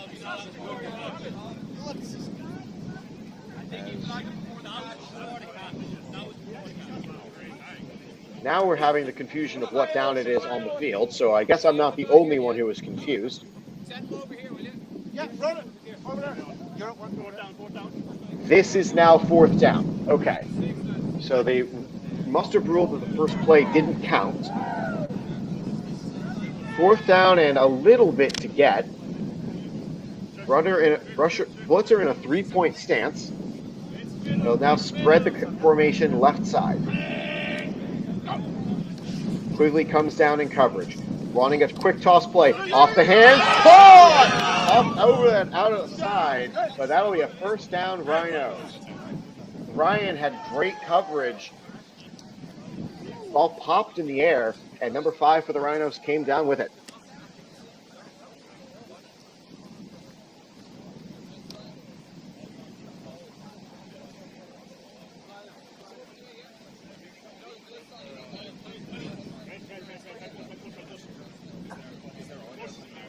.11:30 now as it's first down. Number 21 underneath throw over the top, incomplete. Ryan on coverage and could not react fast enough for the tipped ball to become an interception. This will be 2nd down. Sturthang, good to see you. Yes, I am wearing pants. They are sweatpants though, as listen, you try waking up at 4 in the morning to call football and you see how you like it. Good to see you, Dirthag. No. 3rd down play. 21 back to throw. Throws over the middle. Incomplete. I'm currently sitting on a bar stool type thing with a chair back. So, on a heightened platform, not really conducive to standing up. I don't feel like it. 5 will again stand over the ball to snap. 21 gets the ball in this 3rd down play. Rolling left. Throwing out. Got a man open complete. Number 8 with it. Oh, stretch to the end zone. He gets the pylon. Touchdown, Rhinos.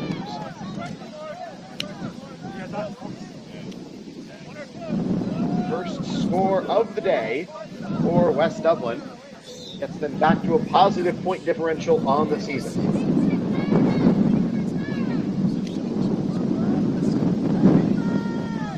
Line up to go for 1. Glad to see you, Durthang. Again, let me know where you're tuning in from. A lot of familiar faces from last season's streams. Right around the center for this conversion play. 21 throws, got it, and tackle, but ball was across the pylon, make it 7-0 West Dublin. So after not being able to score in the first game today, West Dublin marches down the field and gets themselves on the board on their first drive of the day. Limerick will go back on offense with the ball. Billy Linnane is their quarterback. At least he was in the previous series. All receivers tight around the center on this first down play from the automatic starting position. You may be able to hear the reactions from the pitch B for other games today. Low snap, makes the toss. Underneath throw, got it complete. Everybody else clears out. It's a positive gain for Limerick. 92 on the catch and run, and I don't have an assignment of that number. So not totally sure who that is.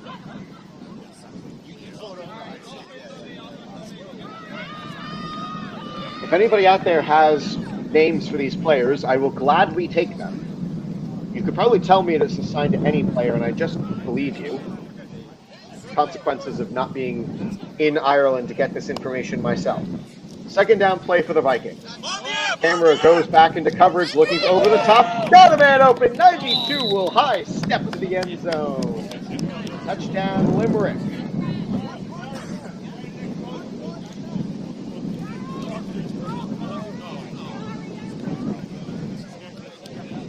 Limerick will line up for the tie. I feel a sneeze coming on.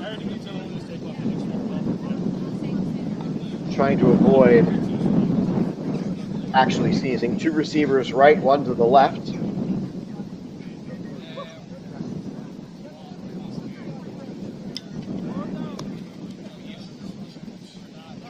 Renee goes back over the top, incomplete. It stays a 1-point game.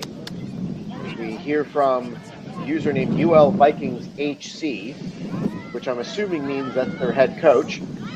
Donald Brett Switzer is the one with the reception and touchdown. I have a bio from him. I just didn't have a number, so thank you for that. 4-time academic All-Canadian. Calls himself just happy to be here. We're happy to have him, and the Vikings have a 6-point on the board. First down play for the Rhinos. Roll out, got to get the ball away. Underneath throw is incomplete. Wanted 7, could not get him. Camera only missed 1 scoring play so far, so yay. And it missed, of course, a UCD touchdown pass that I'm not sure who caught it. So haven't missed anything so far here. So Camera's overall been behaving, but it was a naughty Camera once. Underneath again for 7, end around. And this one gets positive yards before he runs out of bounds.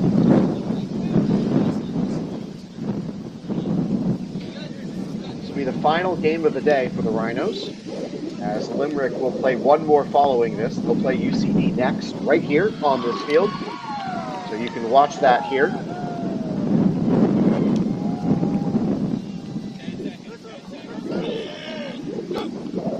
Third down here. Yet another run. This was well defended by Limerick. As the stop made on a limited gain, Sam Ryan the tackle. The game you're hearing reactions for is Panthers 2 versus Admirals on pitch B, which is, I'm guessing based on alignment, the grass field outside of the AstroTurf complex where this field is, lined up. Not sure who's winning that game or who the cheers are for. Over the top, incomplete. Had a chance at 7 and 9. As that results in a turnover on downs, Limerick goes back on offense.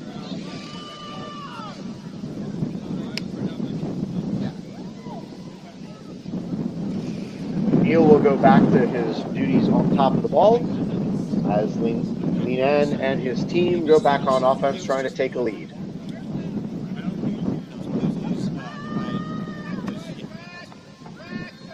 Two receivers right, one to the left.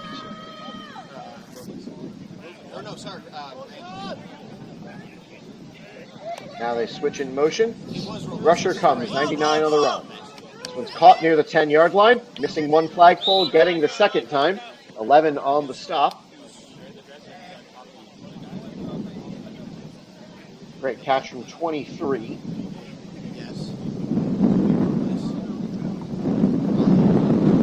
Thrilled all of you have decided to join us today. Starting to get close to noon in Dublin, and we're just past 6:30 in the morning here in the east coast of the United States where I am.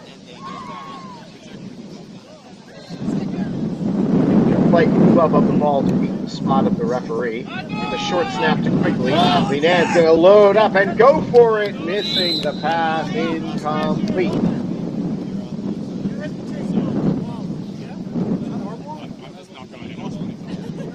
Vikings scored on their opening drive. Limerick scored on their opening drive. Only difference is in the conversions so far.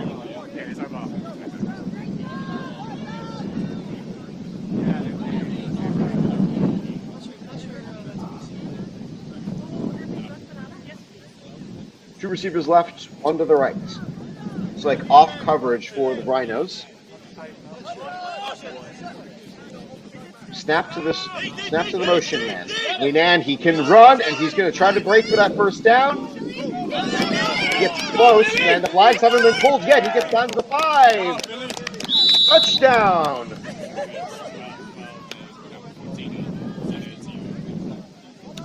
No flags were pulled, and the Vikings take the lead.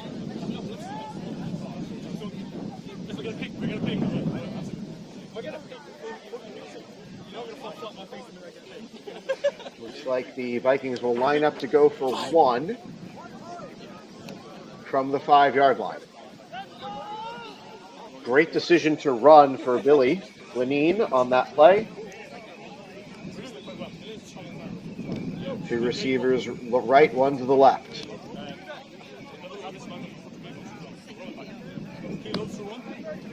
Here comes the snap.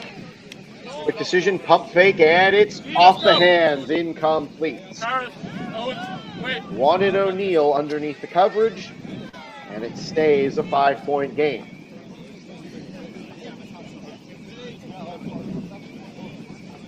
One of the officials is checking in with the pink sweatered Billy Linan, or Linan.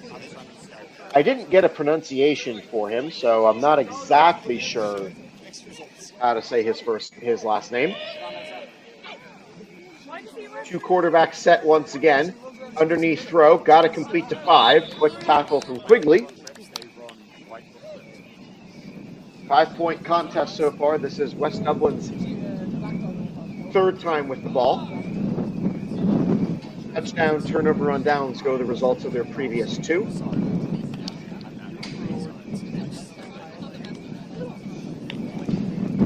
Again, they line up with this 2-quarterback quick run set.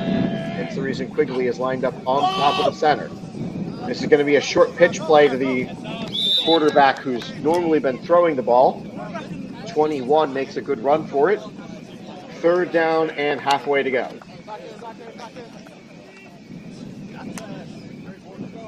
The official on the far side of the field is the one who marks off the mandatory 7 yards for the designated blitzer.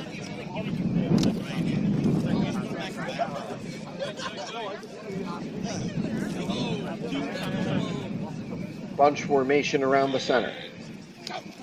Strong left side. 21 rolls right, now throws back across his body, and that was to nobody in particular. 4th down coming. As number 19 is going to be the unfortunate one tasked with retrieving the ball. It is a rolling clock for this first half for anybody new to flag football who might be watching. 20 minutes is the start. Once you get inside of 2 minutes, then it's traditional 2-minute timing rules from college football. Clock stops for incompletions and first downs, as well as changes of possession. 4th down here for the Rhinos. It's a toss to 9. 9 struggled to throw the ball today, but 7's got it.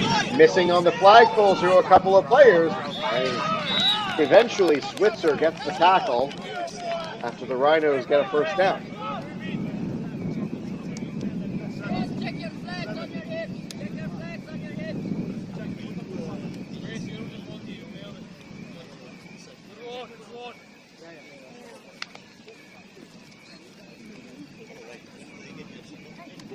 Rhinos huddle up to negotiate this next play.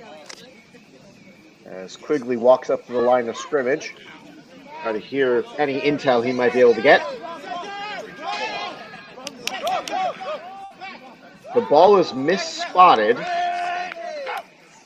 Not sure if they gave any credit on the play clock back. This one's a backwards pass to 9. They're going to throw it back to 21 forward, and this means it's going to be a play. Sam Ryan on a diving stop.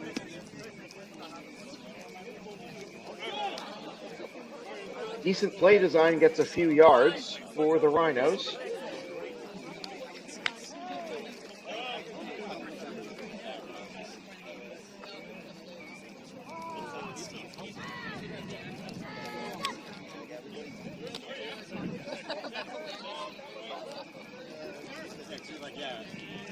And 2 receivers to the right.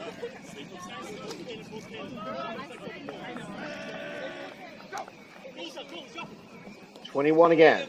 He'll throw backwards to 9. Catch made, but this is a tackle for loss.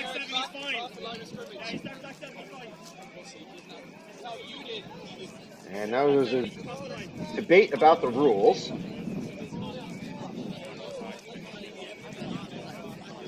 As 9 and 8 both, and now they're going to stop the clock so they can discuss. Yet another officials conference. Got time for questions if anybody's got them. Thank you to every single one of you who's tuned in so far.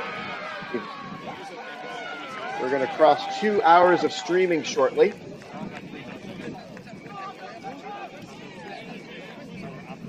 As West Dublin is surrounding the officiating crew to debate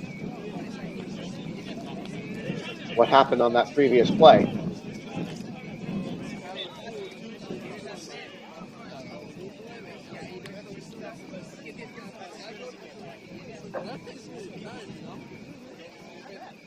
Officials are still discussing.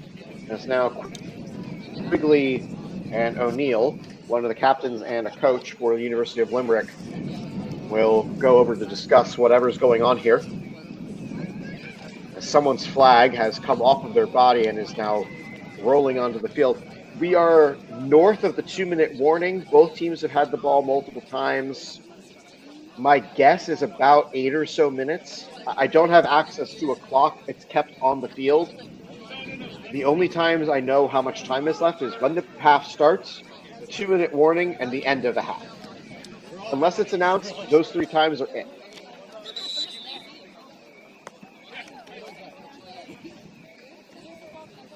And it looks like the 2-minute warning has come here. Or, yep, that's the 2-minute warning. So that's how much time is left in the half. We just got the 2-minute warning. One of the 3 times I know how much time is left.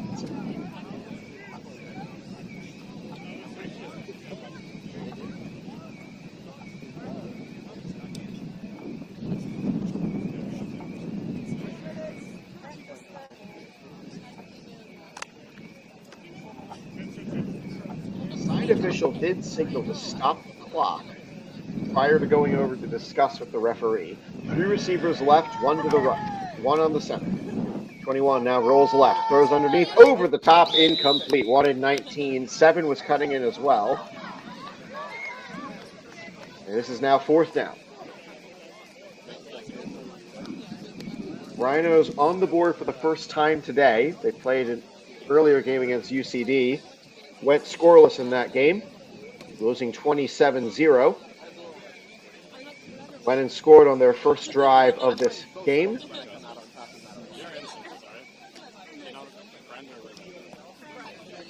Fourth down from, call it the 15 or so.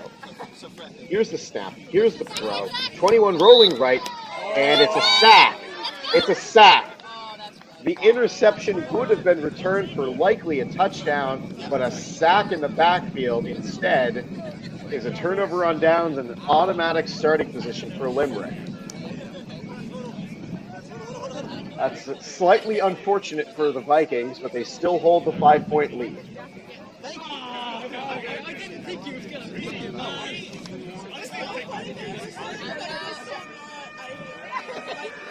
Reese Maloney is the one running onto the field. 2 years of flag experience, and he calls himself the reigning Vikings pub quiz champion. For Americans like myself, that's bar trivia. 2 receivers right, 1 to the left, as the Vikings go back on offense, looking to extend this 5-point advantage. Motion from the right. They fake the toss. Linan throws it to O'Neill, and he'll get what he can before being stopped for the 2nd down play.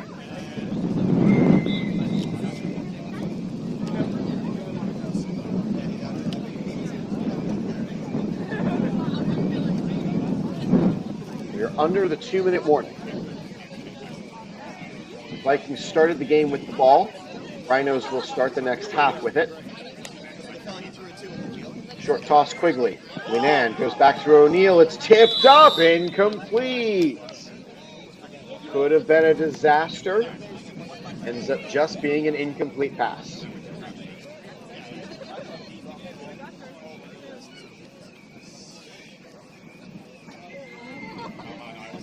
We are closing in on 2 hours of streaming. Can't thank all of you enough for tuning in and watching. Second game of 4 today from pitch A. Not a whole lot of time left in this half. Linan stays in the backfield looking for literally anybody to get open. Over the top, Reese Maloney can't come up with it. Incomplete. Broken up by 10 for the Rhinos.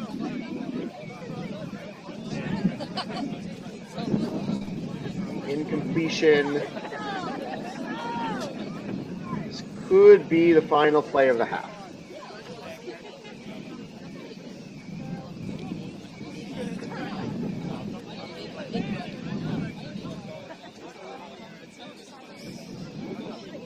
UCD will be in the next game against University of Limerick, immediately following this one. Limerick trying to get something going with this play. Must get to the halfway line. It is third down.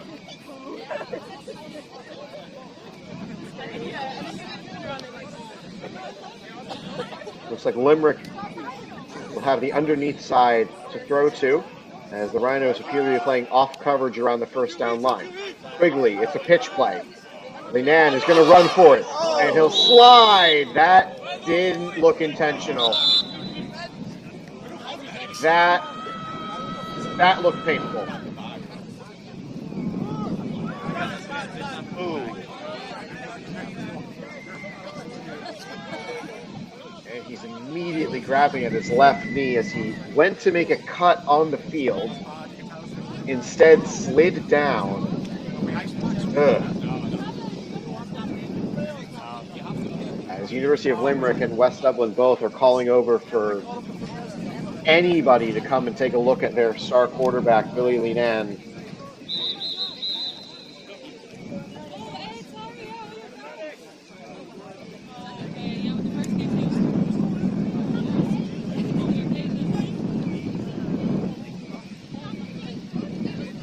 This is not a good sign for University of Limerick. As I believe that's Tom McKenniff of UCD, who is, again, UCD is the host of these games, making a phone call potentially to try to find medical staff.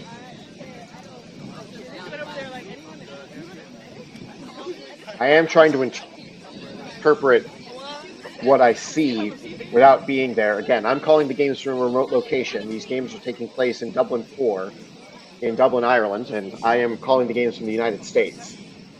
So I'm relaying what I see right now, and it looks like Patty Sweeney and Tom McKenniff of UCD are trying to place a call to see what they can get, as somebody with a red container comes to check on Billy Linan. This is not good news. I'm not going to speculate on anything beyond what I saw. So it was a third down play looking for that halfway line late in the first half, as it was a pitch play back to Linan from the snap.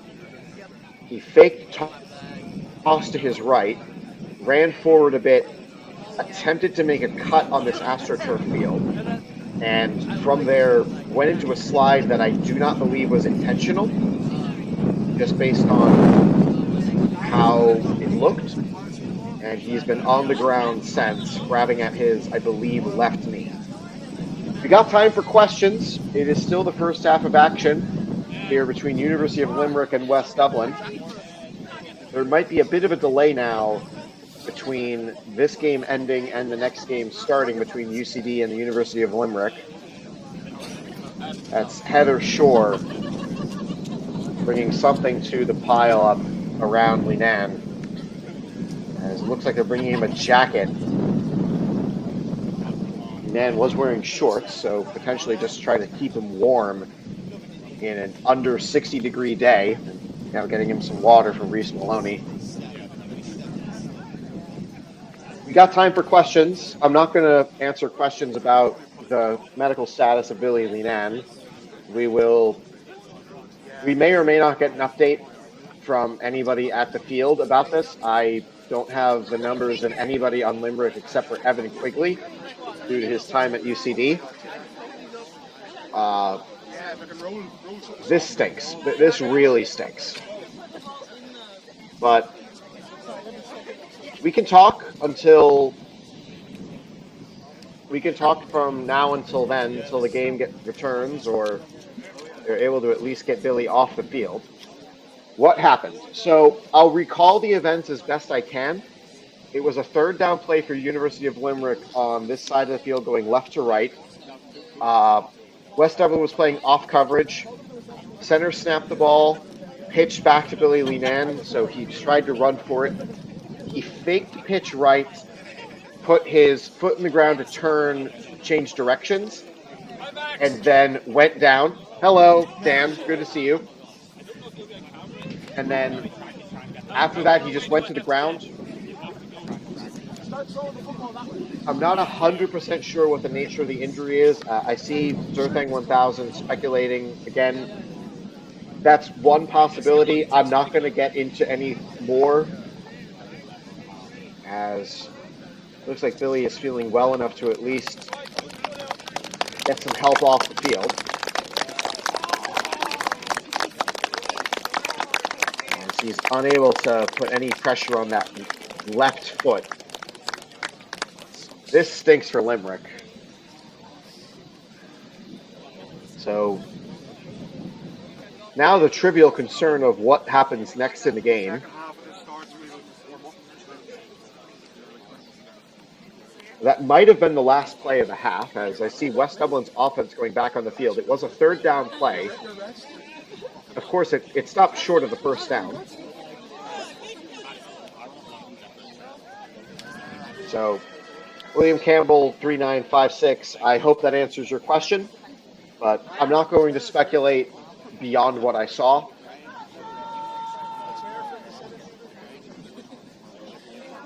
This really stinks to see.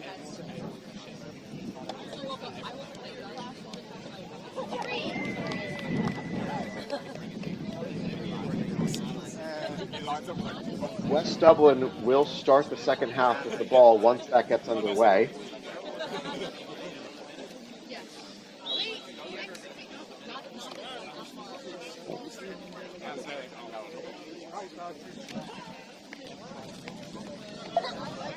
As I believe they're going to just take that as half. 45 seconds left as West Dublin will warm up a bit. Thanks, Durthang. Really appreciate it.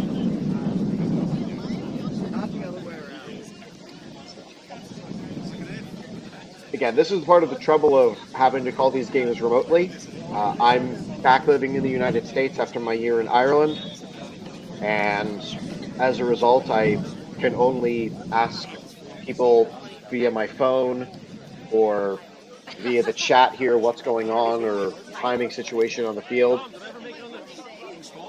So West Dublin is going to go into a bit of a warm-up here.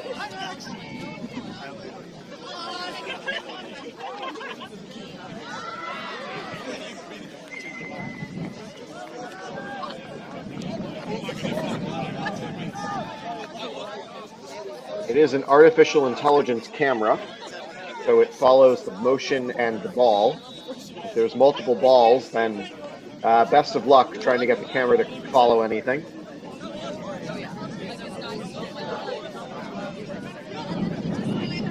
So Limerick is going to go back on the field.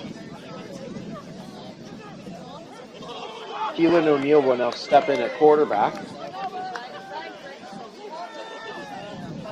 Quigley will now be the snapper. Two receivers right, one to the left as we get back underway with, I believe, a fourth down play here. O'Neill steps into his throw, throwing underneath the coverage. Got it complete to Ryan. Gets it across the first down line.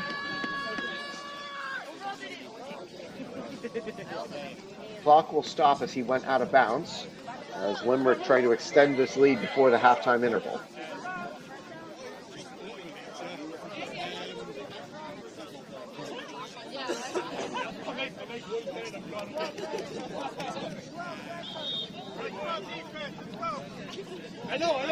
O'Neal back on the ball, same formation as previous. Motion on the right side. They're going to hand it off. And shake and bake maneuvering. Gets around 1, gets around 2, gets around 3. And flagpole somewhere around the high teens on the field. We have all the other equipment here in ours.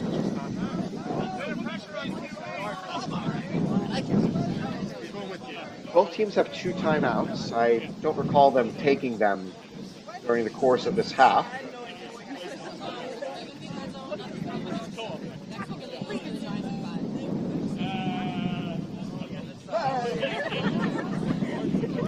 Second down as O'Neal gets the ready for play.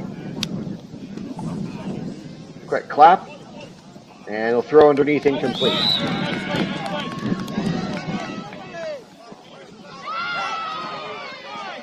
Wanted Switzer. The incompletion stops the clock.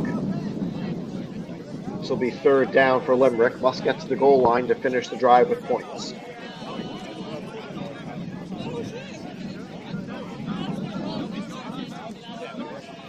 We're grateful you've decided to join us. Drop a comment in the chat. Let me know where you're tuning in from. We are approaching 7 a.m. here in the United States where I am. I've been up since 4. Tea has been good to me so far. I might crash out and miss the noon games and the noon window kickoffs for college football, but oh well. Underneath throw, got it complete. And it's a tackle around the 12.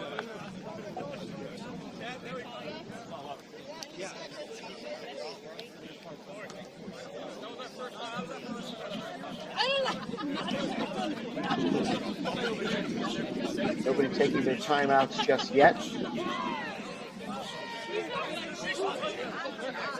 I need one of those down counters that officials have that I can just wrap the string around my fingers. And now the officials will call a timeout on the field to discuss something.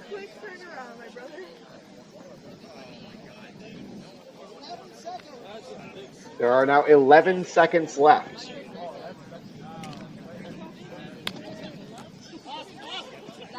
O'Neal back to throw, looking underneath. Maloney has it, and he'll get the pull around the 7-yard line.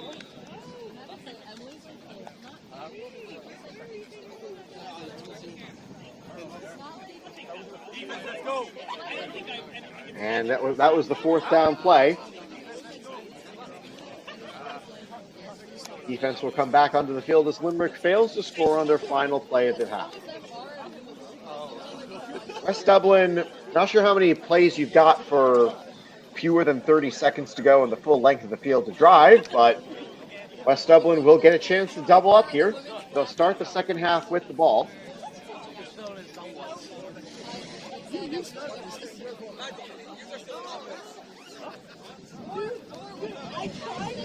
As apparently there's confusion on the field as to who actually has possession of the ball. Rhinos defense will now sub off and the offense comes on. I think everybody lost count of what down it was.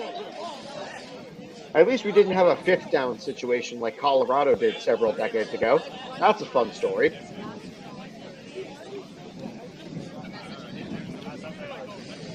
Rhinos on offense for the final seconds of this first half. We'll send all receivers to the left side of the formation.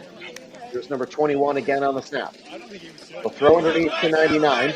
Cannot block for him, and it's a flag pull from Sam Ryan. As finally this first half comes to a close. Get your questions in. We've got a small interval between first half and second half. It is 12-7, Limerick on top.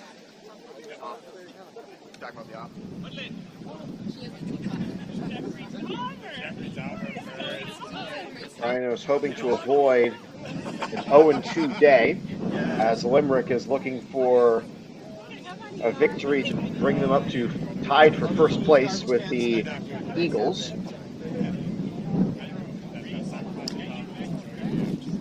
As UCD would then move into third place on their own after the tie at the top. UCD and Limerick will play the next contest immediately following this one. As important note for anybody dropping in at this point, Billy Leenan, the starting quarterback today for University of Limerick, was helped off the field by his teammates with a leg injury. Beyond that, I'm not going to speculate as to the precise nature of it. He attempted to make a cut on the AstroTurf field, and after that, went down to the field, immediately clutching at his left leg. He could not put any weight on his left leg as he came off on the shoulders of two of his teammates. So since then, Keelan O'Neill, who is the player coach of the University of Limerick, now in his third year as the head coach, normally functioning as the snapper, is now subbing in at quarterback as he gets some warm-up throws in with a teammate. West Dublin will open the half with the ball. They scored only on their first drive of the half.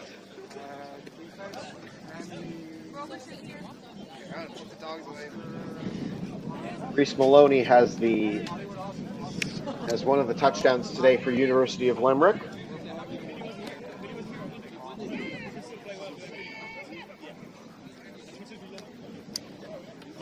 Other games are going on at this complex. There is a second field outside of view of this camera. I do not have access to scores or results from Field B just yet.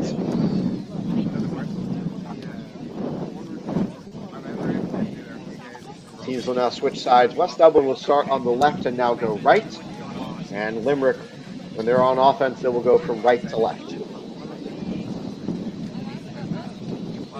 Thrilled you've decided to join us wherever you're tuning into the world from. Drop a comment in the chat. Let me know where you're watching from. I always love to see where people are tuning in from, making us part of their daily life.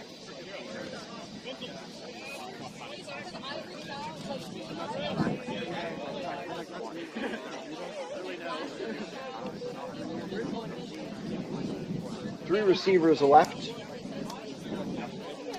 will be the formation that the Rhinos have to start the second half of action. Let's have some more fun from Dublin 4. Snap back to 21, gets it over to 99, and the completion goes for a few yards. Second down and halfway line to go.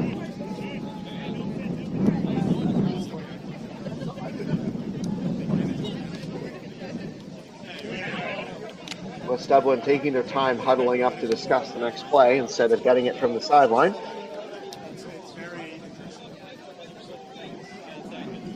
Tight formation around the center. Here's the second down play. And it's intercepted! O'Neill on top of it, straight to him. As the interception brings your Limerick's offense back onto the field.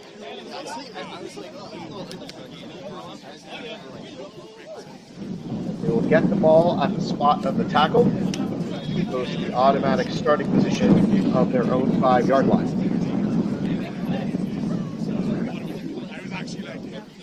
We recently passed the 11 o'clock hour in Dublin, Ireland, at the 10 o'clock hour in Dublin, Ireland. It is currently past 7 in the morning here in the United States, where I'm streaming the game from. I want to thank UCD's coaching staff for allowing me to continue as their streamer. Motion from Quigley. As Switzer back to throw, he'll go for the post route, incomplete. Monty Maloney streaking down the sideline. Great chance for Switzer, but could not bring it in. Second down play.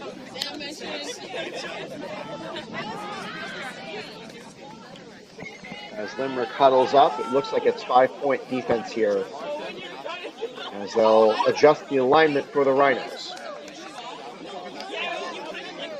2 receivers left, 1 to the right.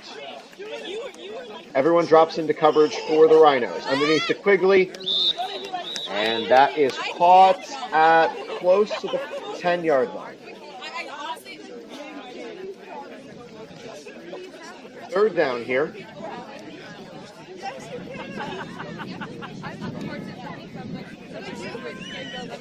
O'Neal will go back at center, as it looks like they've had Switzer sub in at quarterback now. Two receivers right, one to the left. Switzer, and he'll throw, looking back corner, it's intercepted. Got a chance at a return here. Flagpole inside the 10, outside the 5. And that is another turnover. Rhinos back on offense, down by 5.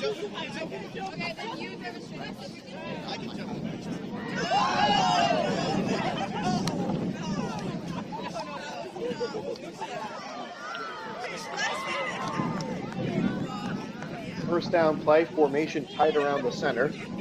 They've got Quigley in underneath coverage. Everybody goes out, rush comes in, underneath to 99. Got to throw, got to complete, and that's 17 on the catch and run.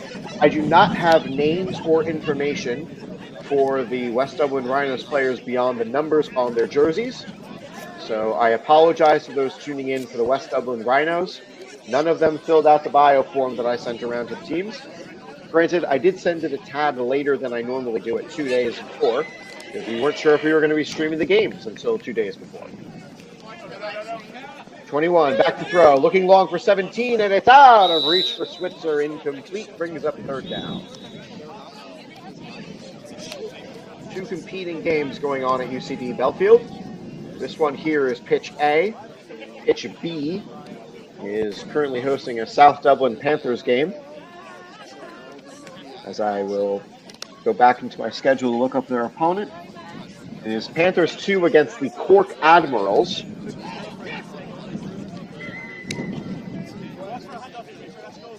Two quarterback play once again here. They don't hand it off. It's going to be an underneath throw. Looking for the halfway line. No flagpole yet as 5 gets beyond. Tackle from Switzer. And it's a first down, Rhinos.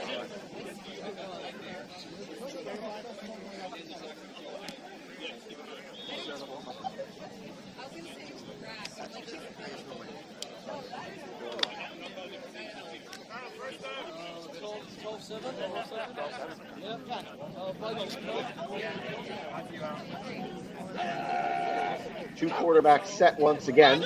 It's going to be a handoff play. The camera decides to not follow it, as the Rhinos get what they can for a second down play. Yeah, for anybody new to watching our streams, we use an artificial intelligence-powered camera that has apparently decided to take a frolic watching somebody in a green and white striped umbrella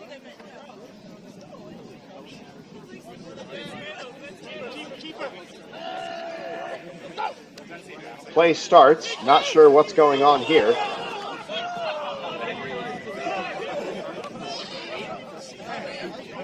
Not a clue what happened there. As now the officials discuss something I did not see. The only images I'm privy to are the ones you see on the screen, so if it happens on the screen, hurrah. But if it doesn't, well, too bad.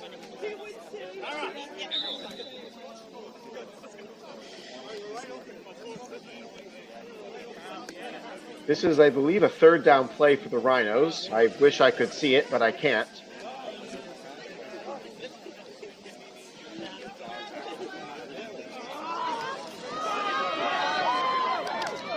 The reaction you hear is from pitch B.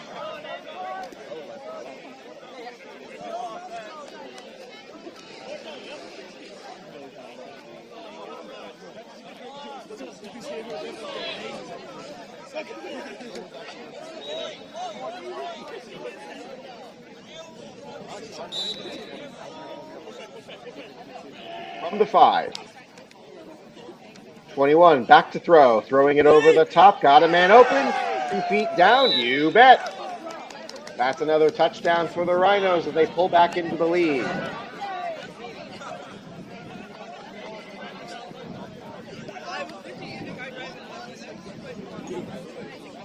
Rhinos will now line up to go for 1 to go up by 2. Not a whole lot of difference in flag football being up by 1 or up by 2 or up by 3, as the only methods of scoring points are to get a touchdown and then the conversion plays. There are no field goals. Where would you put the goalposts? Punched around the center. 21 receives. Underneath throw, and it's incomplete off the hands. Remains a 1-point advantage. Vikings go back on offense as the Rhinos hold a narrow lead.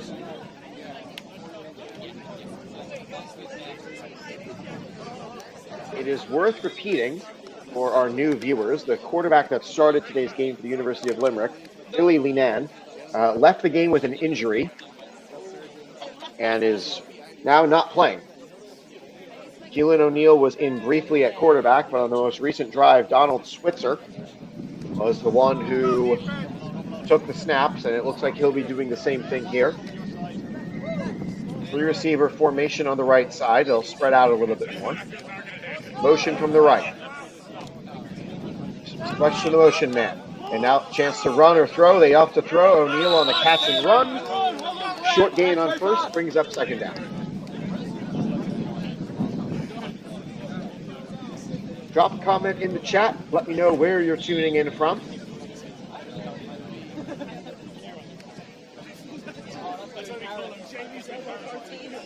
Limerick sets up for the second down play. Muscat gets to the halfway line to reset the downs. Switzer off the call. Throw it out over the sideline. Incomplete. Overshot his man.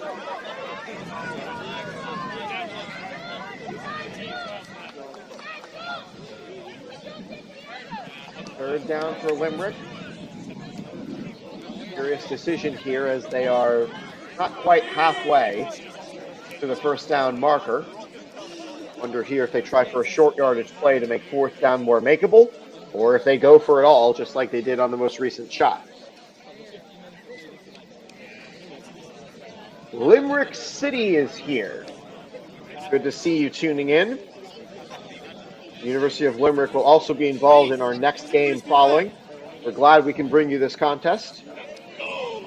Motion from the right. Switzer. It's a handoff play. Missing the first flagpole. Gets toward the first down line. And that is another pull on 23, the runner on that play. Fourth down and call it 8 yards to go. A far side official is there to track the declared rusher who must put a hand up in the air if he wants to rush the quarterback. O'Neill on the snap, 2 receivers right, 1 to the left. Switzer rolling left across his body, gets it to 23, incomplete! Fourth down goes nowhere as the Rhinos go back on offense, trying to extend their 1-point advantage. 6 Mile Bridge tuning in. Great to see you, Darren. Hope you're enjoying today's stream.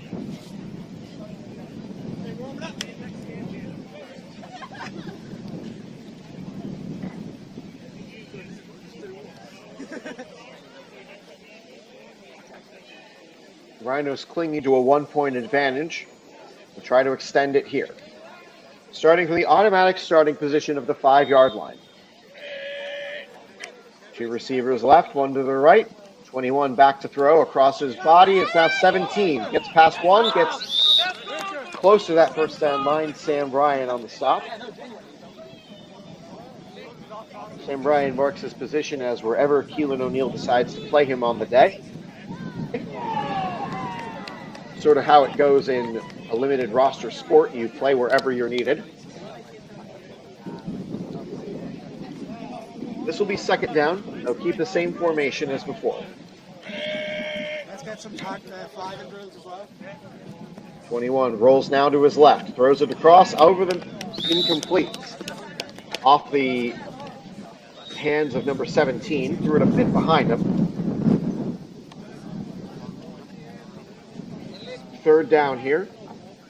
For those who might be wondering how much time is left, I'm not sure. It's a 20-minute rolling clock for each half. We will get a 2-minute warning, and then it'll be 2-minute warning timing rules. Clock will stop on incompletions and changes of possession, as well as scoring plays. 21 throws it to 5. Got it open and complete. Sam Ryan on the stop. 4th down, Rhinos.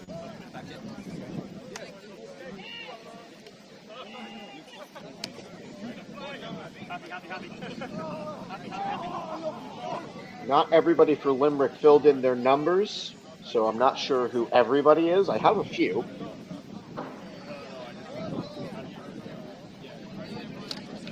Must get to that halfway line denoted by the yellow cone on the far side of the field. Kite formation around the center. They're going to fake the run play. Going out over the top one and incomplete.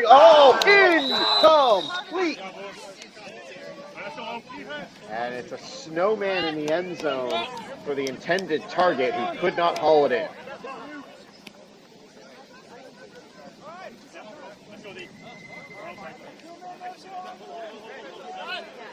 Sounds like there's a 2-minute warning on the opposite field.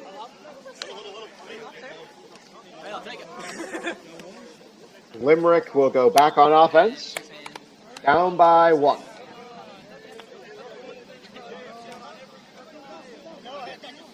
I'm grateful to all of you who have decided to tune in for today's flag football action.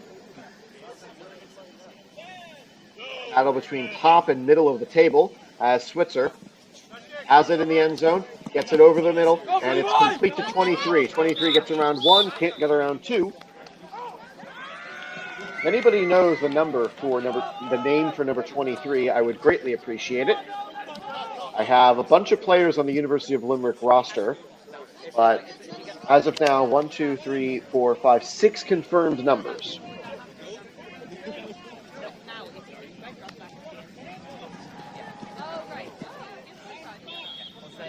Switzer lines up behind O'Neill again.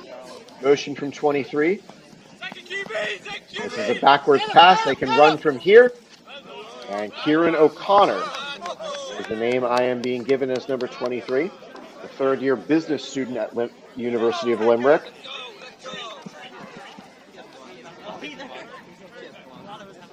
He currently lives in France. He's on his Erasmus year in the Republic. However, he has been called back into duty for this game and this day of games.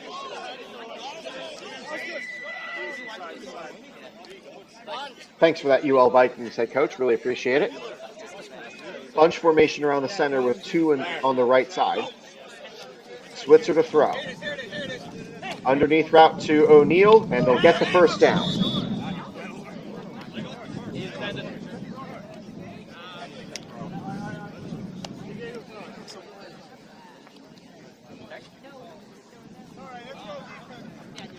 Limerick taking a little bit of time here on this drive. Slow march to the halfway line, and they barely do get that first down, but it resets the series. Motion from Maloney.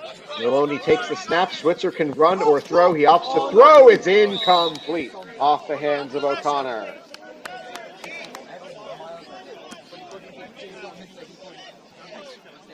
Rhinos lead by 1. Rolling clock situation until we get to the 2-minute warning.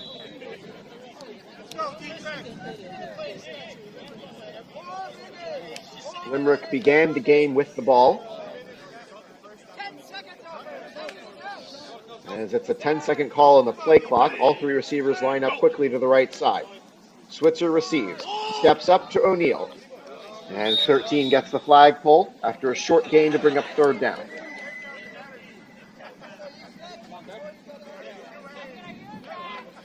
Limerick must get to the goal line to finish the drive with a score. You see the 3 from the near side judge.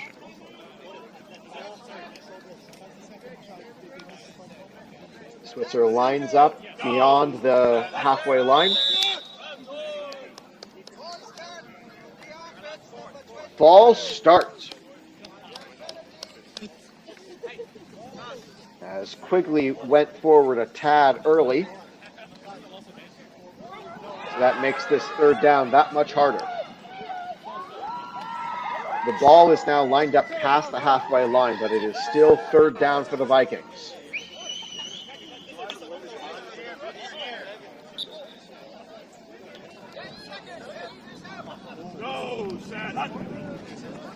Switzer rolls left, throwing from his right side, looking end zone. Judging from the sound, it is incomplete. Now a fourth down flag.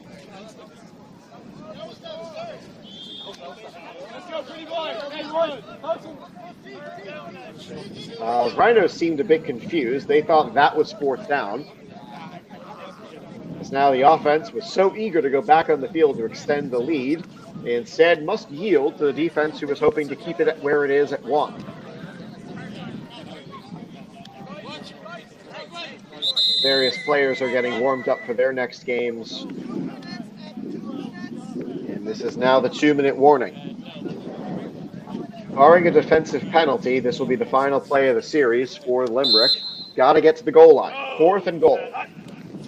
Switzer rolls left. Fakes out the rusher, and he cannot get it away before the pull. It's a sack.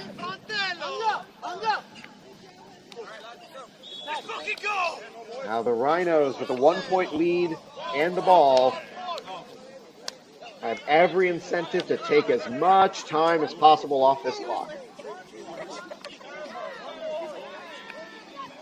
Best chance for Limerick would be to force a turnover here.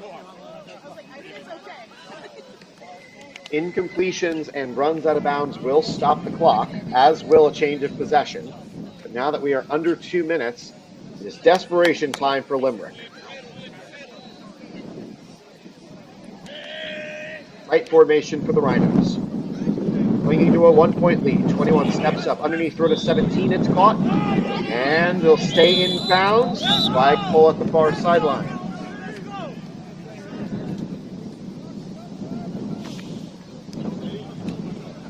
Clock will continue to run. It's a 20-second standardized play clock. I think we've been hearing the white hat official call out when there's 10 seconds left. Rhinos have no incentive to hurry up. Must get to the halfway line to continue to drive. Underneath, it's a run play. They'll keep it in bounds and play it safe.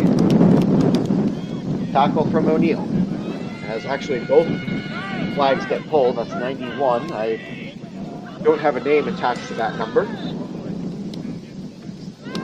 As now 20 will come in. Another number who I do not have a name attached to.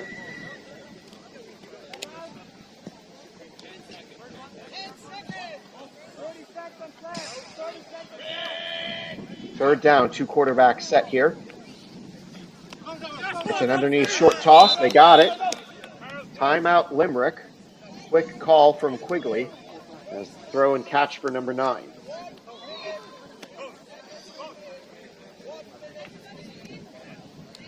The call from the white hat is about 1 minute.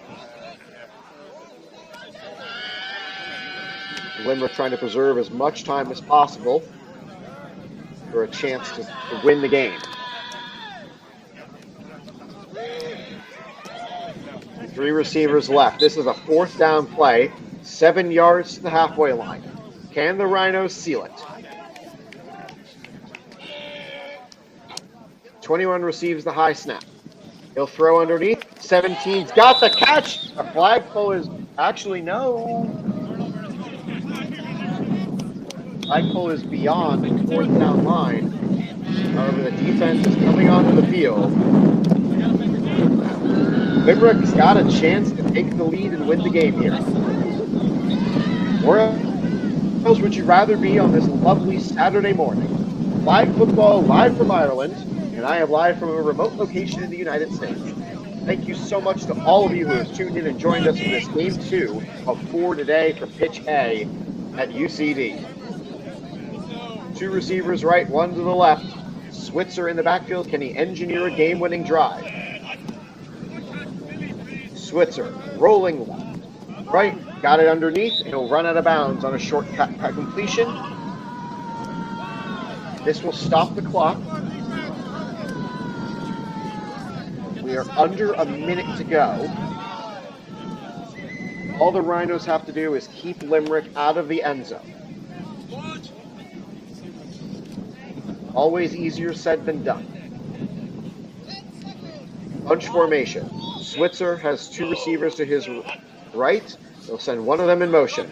Motion that direction for him. Switzer's got it. It's complete. Running over the side. On the sideline he goes. Touchdown, Vikings. You like that? 18-3, and it's a quick change of momentum here in the final minute. What a catch and run from Kieran O'Connor.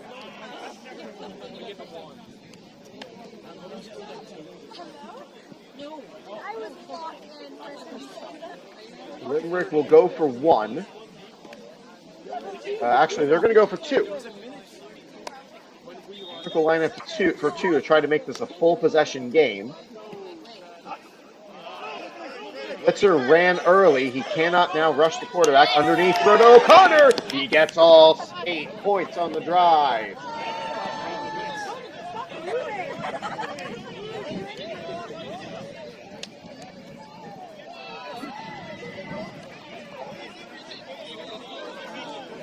Actually, their officials are going to conference now. See if he got across before the flagpole. Got one official saying no good.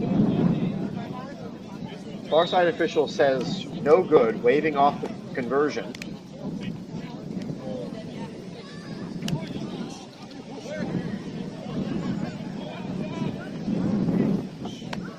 This is a critical moment here. If the conversion's good, it's a 7-point lead. If it's not good, it's only 5. All 4 officials are now conferencing. This is a critical moment here. Do the Rhinos need a touchdown to take the lead, or do they need a touchdown plus a conversion to tie the game or win? We're under a minute to go here in this second half of action. As the result of this discussion among the officials on the field is critical to how the last drive goes here for the Rhinos.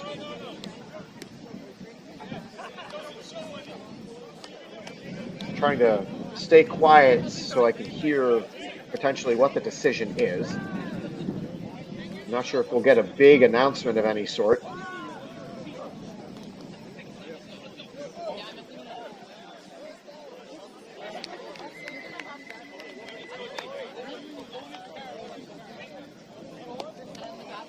I am not totally sure what the decision is.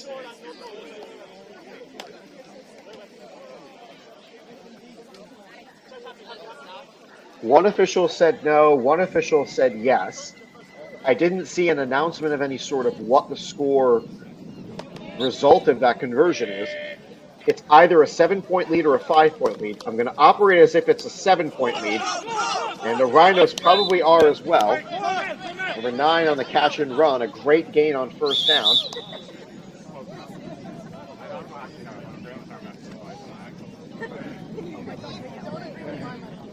Rhinos, I believe, have both of their timeouts. I think they've just taken one there.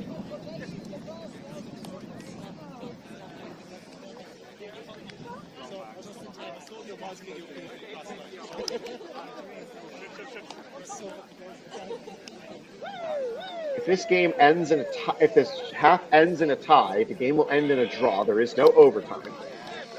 Over to 21. They'll look for it all. Down the sideline. Got 9. It's incomplete. Wanted him on the post route.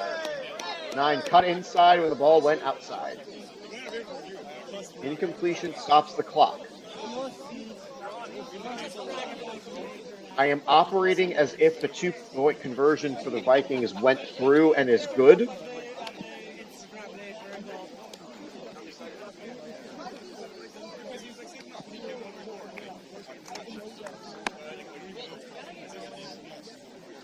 Looks like the Vikings are giving up the underneath, and they'll now walk up coverage. Two quarterbacks set. They could try to run it to get the first down. They don't. It's an underneath throw. They'll get the first down. Pull from O'Connor. as Five retrieves his flag. Riveting final seconds here of this Game 2 from UCD Belfield.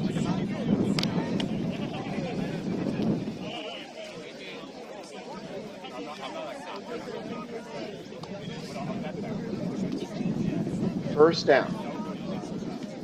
Not a whole lot of time left for the Rhinos. 1-2. On quarterback play, it's broken up. O'Connor stops the completion. Opted to jump the route instead of playing the tackle.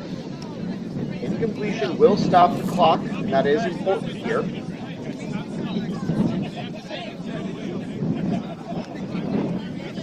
Second down. Although what down it is isn't quite as important as how much time is left. But the second down is something I can count. The clock is not. Vikings must score to have a chance to tie this game or take the lead. 21, going for it all, into the end zone. Incomplete. Third down.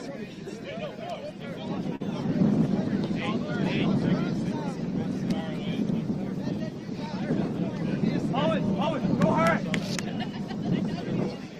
2 plays left to get to the goal line. There appears to be some confusion as to what down it is. The referee is clearing everything up.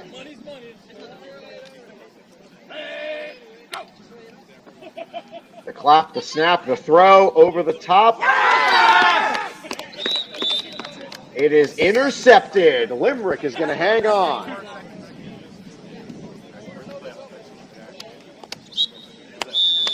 And that's your game. Limerick mounts the comeback. And that ends the game with a final of 20-13. West Dublin goes 0 for 2 on the day as Limerick keeps their prime position on the standings. That is now moving into sole possession of second place with 18 victories. They're in second place on tiebreaker with the Eagles, who are not playing today, but are undefeated on the season at 6-0. Limerick is 5 wins, 1 loss.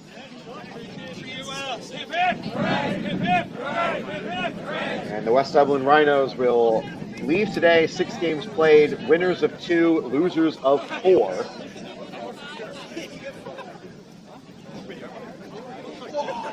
We are about to see University of Limerick versus UCD coming up next, right here at this field. Take a break. I'm about to go get some more tea. I'm about to use the bathroom. So thank you so much to all of you who have decided to join us. UCD, University of Limerick, coming up next, right here on UCD American Football.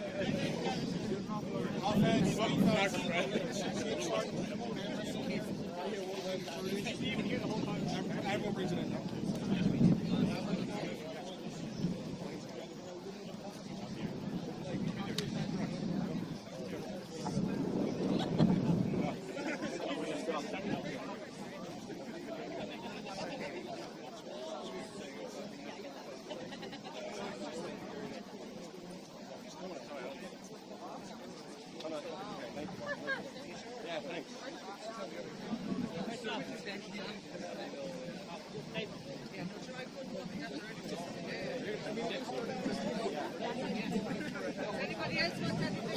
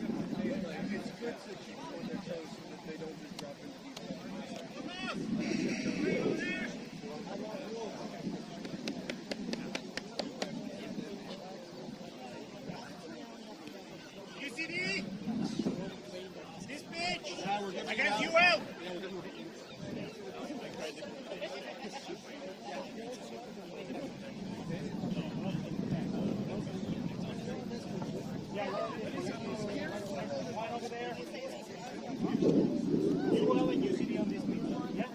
We here have photo and Johnny.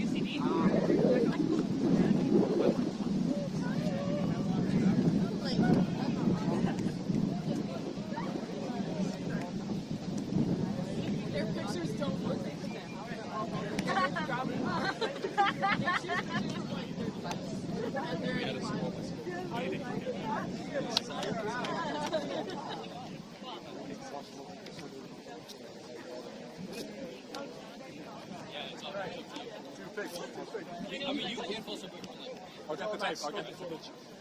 It'll be out the video. I'm digging through it. Don't worry. I'm digging through it. No, we were meant to last time. So I was like, oh, he doesn't have to come to this. This is what the play is moving, so you've got three guys across the field. No, not even necessarily, but it's like but then the routes develop this way, but then I'll have to flip that one guy sneaking up the backside. So our time is going to see everybody flip to one side. Like you want to, what I'm doing with the play, you don't want to just all ask us because they will sneak someone out there. And like you and I, the back door basically, that's the weak side, so we have to keep that back door.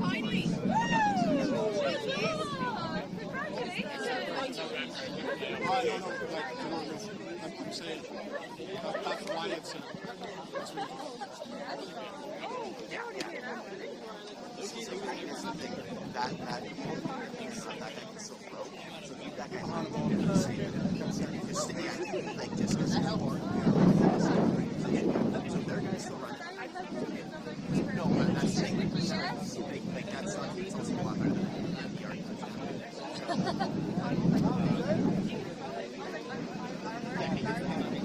If he's behind the line, he can still throw.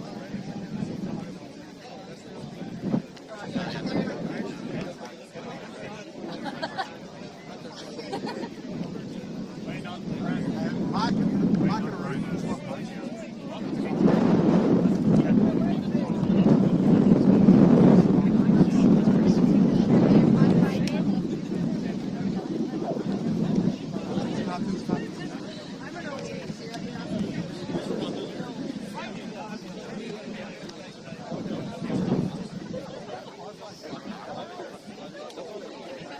Welcome back, everyone. Thank you so much for sticking with us. This is now game number 3 of the day, UCD versus University of Limerick.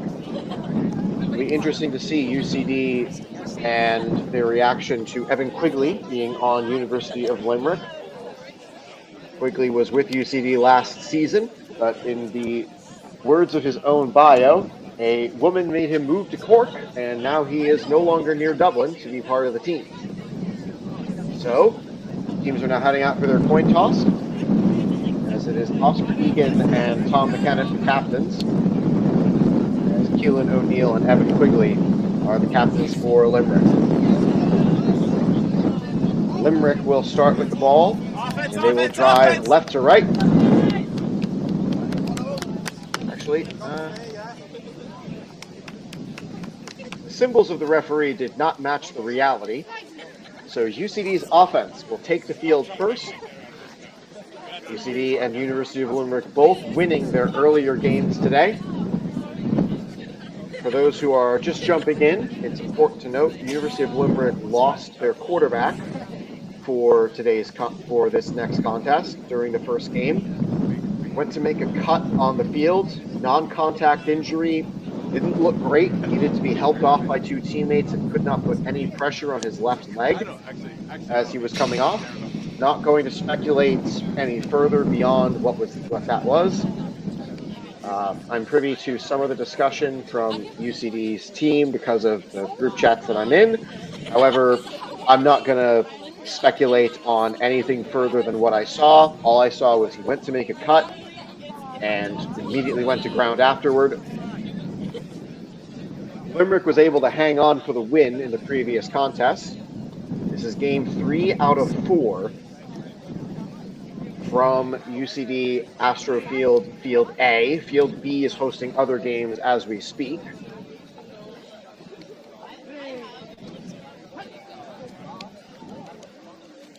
Tom McKenna will go back to quarterback for UCD.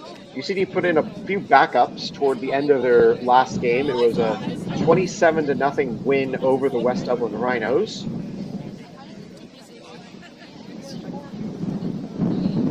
The officiating crew is just getting themselves set up.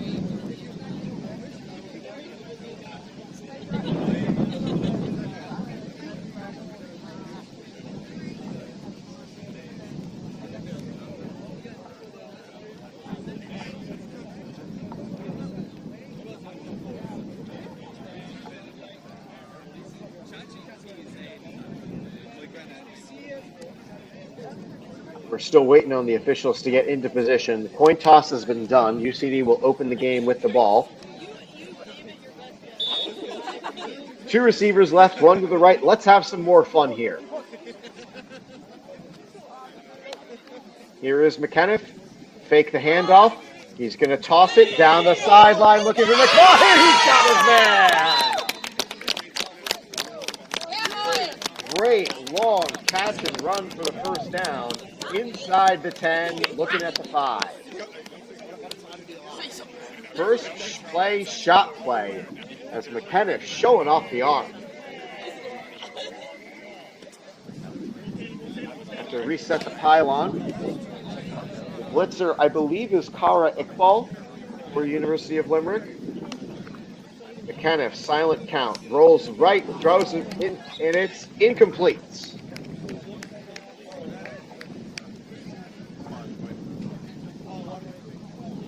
Second down following the missed catch from Aaron Sen.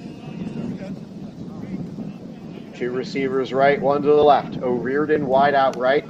McMahon going underneath. McKenna throwing back across his body. It's incomplete again. Now it's 3rd down. After the shot play from UCD on their first play, that's 2 incompletions in a row.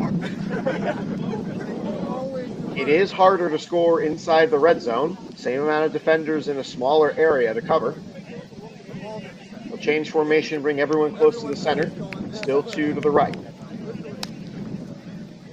They can run it. They opt not to. Corner route. O'Riordan. It's caught. Touchdown UCD.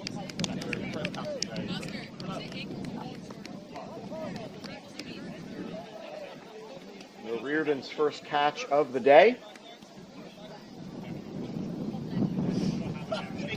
We'll spread the formation a little bit more for this first 1-point conversion try. Across to McMahon, it's complete. 7-0 the score. Defense for UCD goes back onto the field with a 7-0 lead to work with.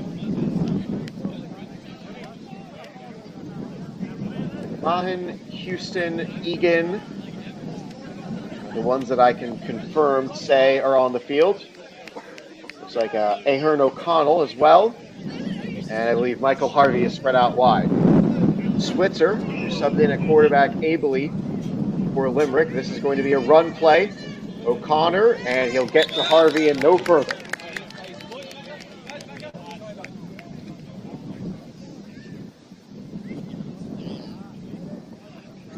Egan on the stop.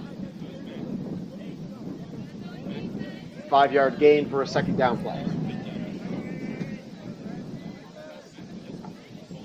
Looks like it's going to be a bunch formation for Limerick. As Ahern O'Connell lines up as the declared blitzer. Everyone else is underneath him for coverage. Switzer rolling right, and it's thrown across the body, incomplete. A little bit behind the intended receiver, Reese Maloney.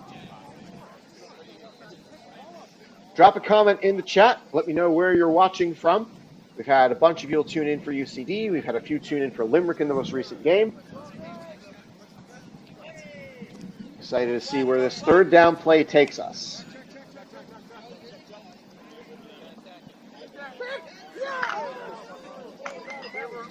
Third down, must get to the halfway line to convert the play. Switzer on the throw. And it'll go underneath. Got it. Catch for O'Neill. Short of the first down line.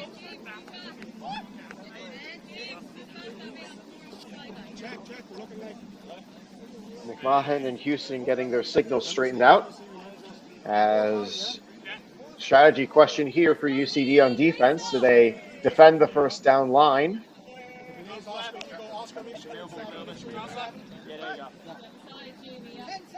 Egan and Ahern O'Connell are both declared runners. Only one can run. Ahern O'Connell's the one who does. Switzer, underneath throw. It's complete to Quigley. And it's just beyond that halfway line. First down, Limerick.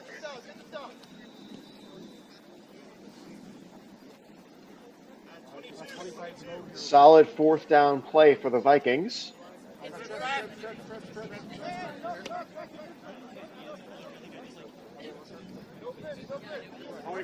The receiver's right side. Switzer, after pitch. He can run. He opts not to. Throws it ahead. And this one's O'Connell spinning away. And McMahon gets the tackle. So Connor on the catch and run. Second down. The sun is starting to peek through in Dublin 4. Shining upon the western edge of UCD's campus.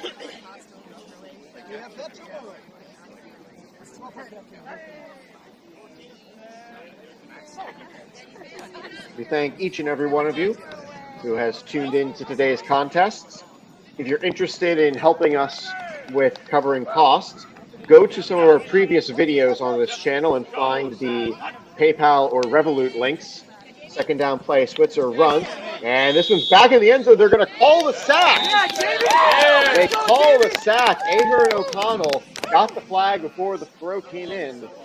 That would have been a touchdown for Limerick. Instead, it is a longer third down. So, like I was saying, we were unable to renew our subscription to StreamYard. So if you're interested in helping us cover costs, you can find the Revolut and PayPal donate links in some of the previous videos on this channel. Scan those codes, send in their donations. Without the premium subscription, we are unable to provide the QR code overlays. Hence the reason all we've been able to show you is this game. Now 3 receivers left side. Switzer on the run. Camera's going to go out toward the end zone looking for it all. And it is complete! What a catch by O'Connor. And it's 6 on the board for Limerick. That was an incredible catch in the back of the end zone, as Limerick will go for the tie.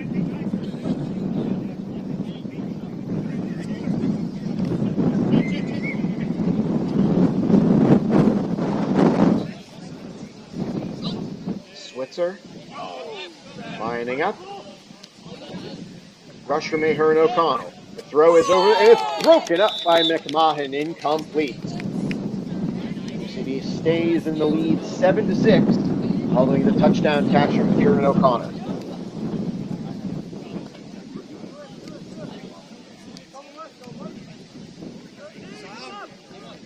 I sent your equipment for this pitch. You can sort them outside.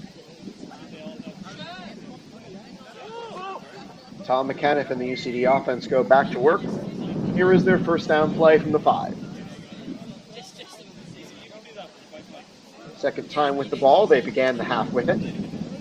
McKenniff, handoff to Arun Sen. Sen jerks around one defender, gets to Quigley, and it's about a 8-9 yard gain to bring up second down.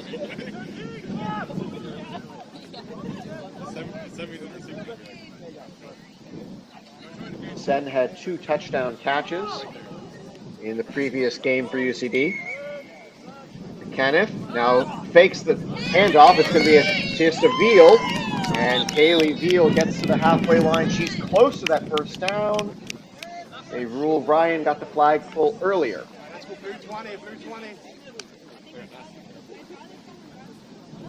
McKenniff will line up back behind Veal for this third down, and looks like about 1. UCD is allowed to run the ball here. They go for the short toss to McMahon to reset the chains, and that's a first down beyond the halfway line. Well defended from Quigley, who should be familiar with this UCD squad, as he spent several years with UCD's team. McKenniff looking underneath, and he'll avoid the sack. Throws it open. He's got Sen. Sen's got some room. Sen cuts through 2 defenders. And a flag full around the sticks. Second down and goal to go.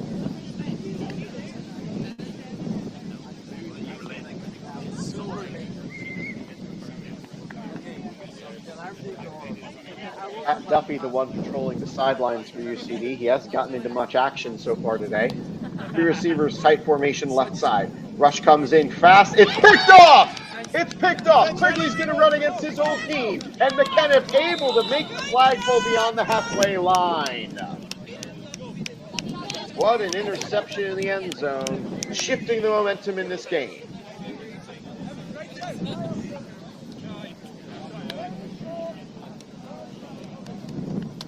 Now Limerick with a chance to take the lead following the interception.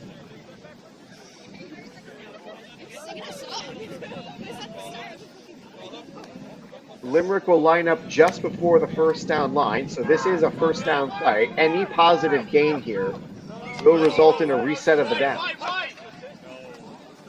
Switzer back to throw. Over the middle for Quigley, short gain, and a flag pull from Egan. Stops the play. This is now a new first down.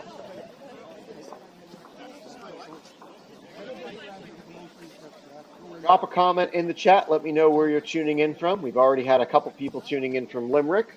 Thrilled to see.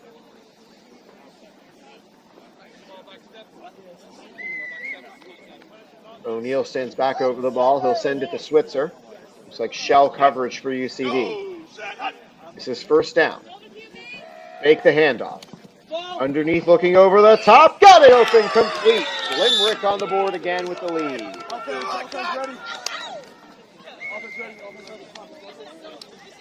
Set up O'Connor once more for his second catch of the game.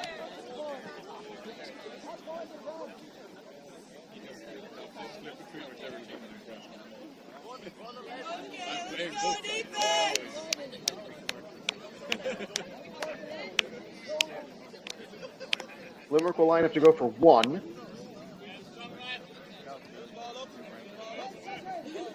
Make this a 6-point game.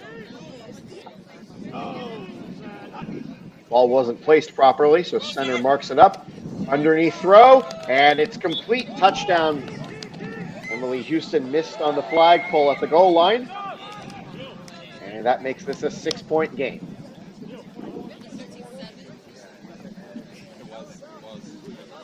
UCD is up 7-0. Then they were up 7-6. And now after the most recent drive, down 13-7. Here comes McKenniff in the offense. Let's see what he does following the interception. Sen, pitch play to McKenniff, who can run. He can pitch it back to Sen. Sen gets around the defender, but not quite. Sam Ryan pulled it.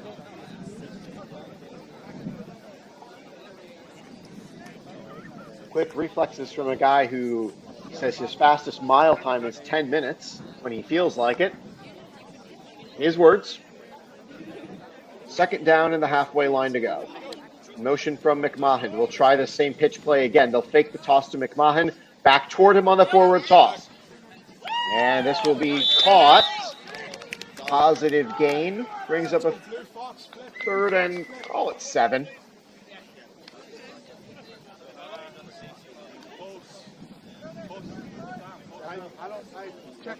Actually, it's Tuesday. third and about 5. 2 receivers right. And they got the blitzer on the fake snap. Going to go over the top, and it's intercepted again. Switzer brings it through. Touchdown, interception, go UCD's 3 drives. As Limerick gets the ball for the 3rd time, 2 touchdowns is their conversion rate so far. McKenniff just missing.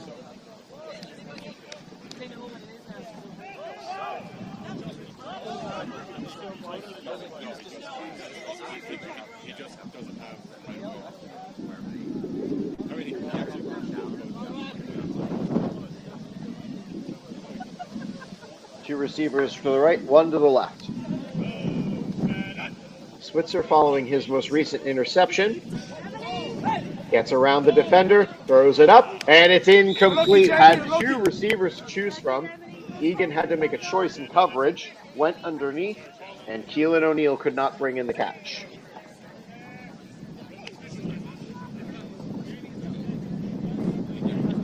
Jamie Ahern O'Connell is a 3rd-year chemical engineering student. He's been the one lined up as the designated rusher for UCD.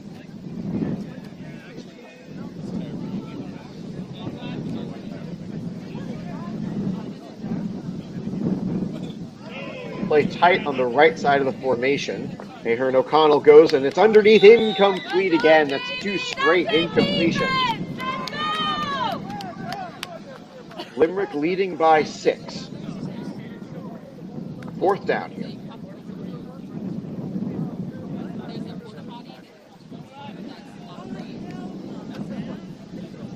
They'll again play 2 to the right, 1 to the left.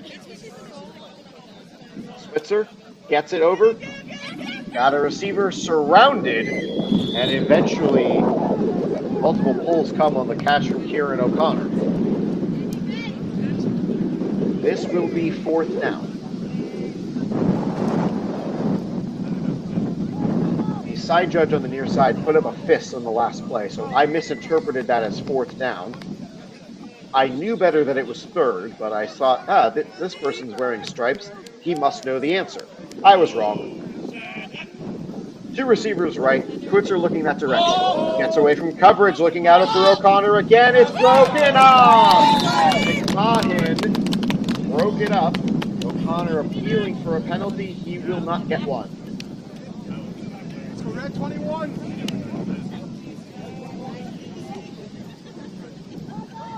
McMahon showing off that top speed to get back in coverage.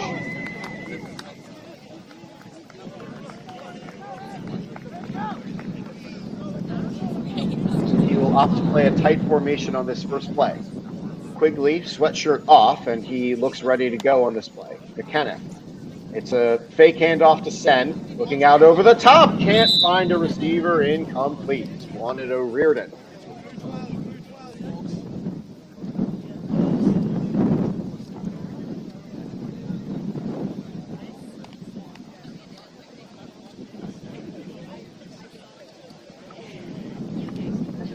his 4th time with the ball.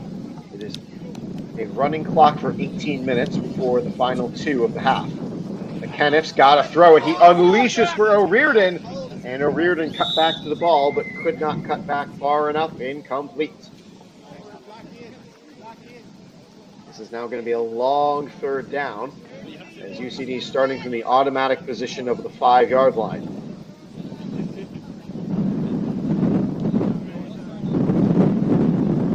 Haley Veal will snap it back to him with 2 receivers right, 1 to the left. McKenneth rolling right, gets it to Veal, incomplete. Had a chance for McMahon.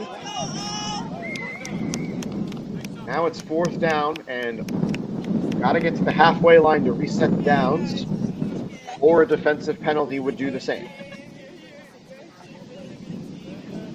Limerick will now step back and defend the halfway line. They send a rush. Rusher slips and falls, going underneath, incomplete. Sam Ryan had a chance to intercept that ball and could not do so.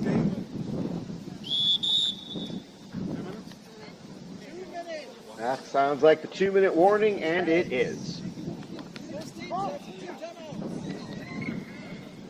Both teams will now have possessed the ball 4 times, which tends to be the case for halves of flag football with a 20-minute running clock.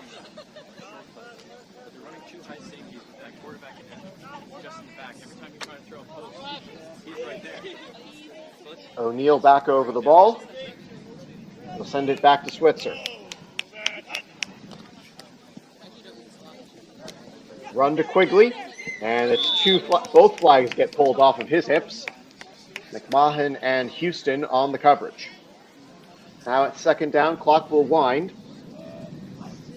Limerick will get the ball to start the next half, so this is a big chance for Limerick to go up 2 scores before the first half ends. And then potentially go up 3 to start the second. UCD's coach, Paddy Sweeney, is the one in the coat on the sideline, giving instructions to his defense. 2 receivers right, 1 to the left, 2nd down play. Ahern O'Connell running free, throwing it. Ball's going out over the top. Can't locate it, incomplete to O'Connor.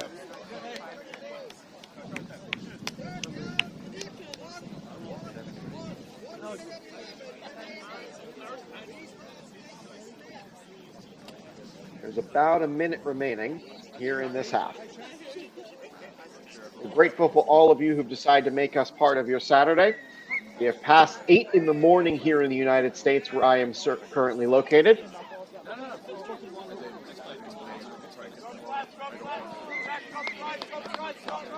Quigley will change his position over to the left side. Now motion, he'll take the snap. It's a backwards toss. They can run, they can throw, they're going to run. Going for the halfway line, cannot get there. It's a flag pull from Egan. You may hear them calling out Pretty Boy. That is the nickname for Kieran O'Connor, number 23 for the University of Limerick. He put that in his bio, and I was hoping not to use it because I don't really like that nickname. But who am I to judge? This is 4th down for Limerick. The clock is running. Underneath, Quigley got the catch, and he'll run. Houston gets the pull eventually. This is now a 1st down Limerick. Limerick doesn't appear to be in any hurry. Limerick does not appear to be in any hurry to get this playoff. Curious strategy decision here for Limerick. I understand wanting to take as much time off the clock as possible, but 10 seconds to go for the play clock. Snap to Quigley. He's going to throw backwards. Ahern O'Connell, and that was actually incomplete. An incomplete backward pass. No fumbles in flag football. The ensuing pileup goes against the non-contact ethos of the sport. There are 23 seconds left in the half. Just heard from our referee. 2 receivers right, 1 to the left. UCD playing a straight line defensive formation. And that's a catch on the sideline for O'Neal.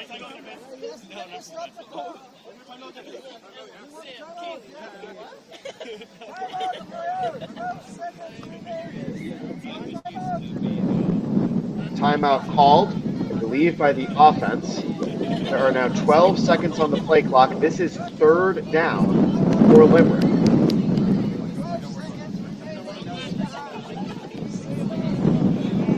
There's no chance to go for a field goal. All UCD has to do is keep Limerick out of the end zone. Egan comes up in coverage. And Aaron O'Connell is going to sprint for it. And it's broken up. McMahon couldn't react fast enough for the incompletion.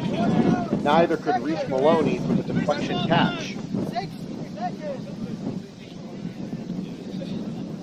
Last play of the half, barring a penalty.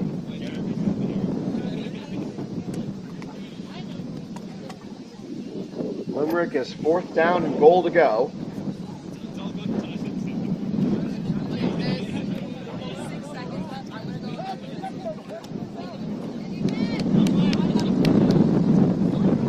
Play it quickly. Switzer lines up under center. They're going to pitch it back. Blitz is looking for a double pass. McMahon breaks it up. And they'll call a penalty on the play. Looks like the half is going to be extended by 1 play. McMahon might be called for illegal contact.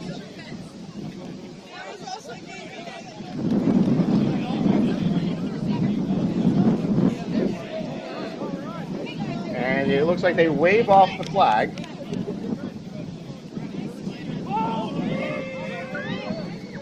As apparently everyone's a tad confused by the ruling.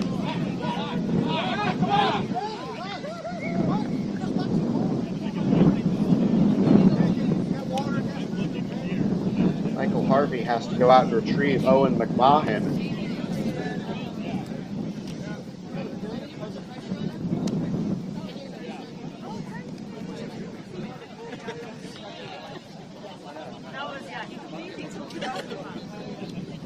Oh, that's the half, everybody. University of Limerick up by 6 on UCD. Who's got questions? We got time to answer them now. Thrilled all of you have decided to join us. I see the numbers are coming up as people start to wake up here in the United States, and they've been awake in Ireland for a while now. Thank you so much for joining us. My name is Max Walpoff, the voice of UCD American football.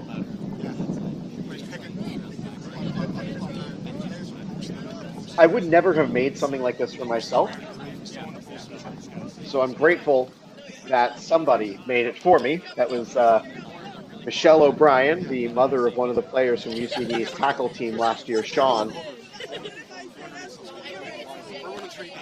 So second half will begin with University of Limerick having the ball. They will go from right to left across your screens, and UCD will go left to right.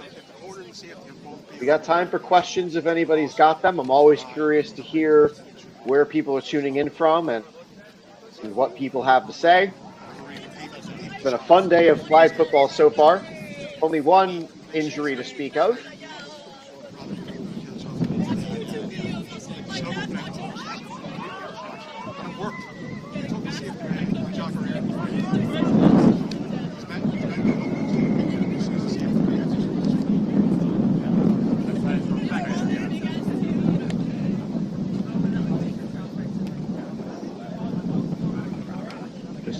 Waiting on the second half to begin.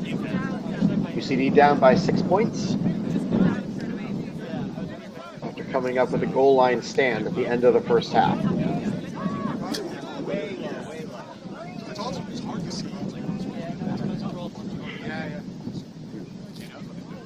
Waking up at 4 in the morning is not ideal for the body.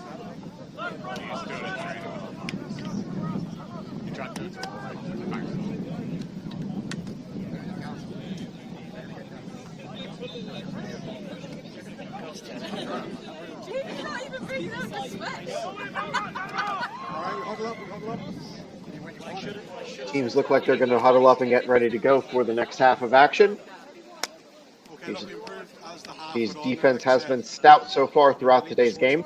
You have to complete every pass. They're not doing that. And once we cover up the deep ball, they're going to have to dig it up. They're going to get the first down. Offense. So University of Limerick opens the half with the ball. As I'll take a look at the updated standings for these two squads. Limerick entering this game, they are at 18 standings points by virtue of their 6 wins and 1 loss. In their so far 7 games played, they've got 1 more coming up after today. UCD 12 standings points, good enough for 3rd. Defense, let's go. Technically 4th because it's now a tie at the top between Eagles and Wolves. But UCD still in a top 4 position. A victory here would do them wonders heading into the later stages of the season. Limerick in a tight formation. Let's have some more fun here in the second half of action. Yeah, Jamie. Ahern O'Connell got there. It's a sack! And back in the end zone. That is a safety on the first play. Nice, score, Jamie.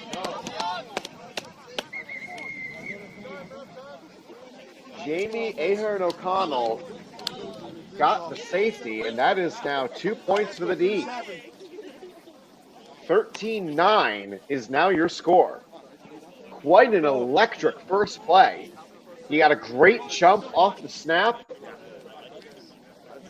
And here we are. UCD a chance to take the lead with a touchdown. McKenniff back to throw. Looking underneath. Finds McMahon on a short gain. Tackle from Quigley. As the referee is halting play to reset his formation. So this is actually going to be first down. First down didn't count, so this is now first down. McKenniff, all receivers left side. Goes to Veal, and that is a great completion for a second down gain.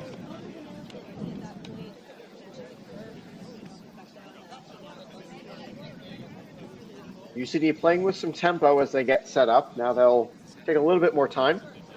Once again, line up everybody left side of McKenniff. Underneath McMahon and could not haul it in.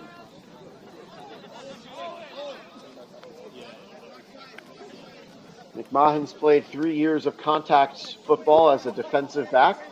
He's won 2 Shamrock Bowls with UCD. He was not on last year's runner-up team. Underneath to Veal. They'll get as many yards as she can. That was a tad unnecessary from number 20 for Limerick, who I don't have a name assigned to him. Veal already had a flag pulled, and then number 20 came in and yanked the other one off. This is now third down for UCD. Got to get to the halfway line. Going for McMahon, broken up by Quigley, incomplete. And that was indeed 4th, actually. I miscounted. UCD unable to capitalize on the safety. Limerick's first drive ended in that safety on the first play.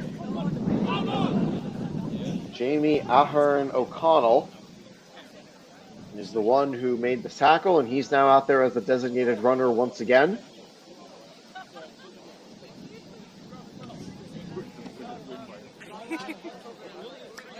Two receivers right, one to the left. Switzer back in the end zone again. See what adjustments they make on this first down play. Ahern O'Connell couldn't get there in time, and O'Neill makes the catch and run for a first down gain.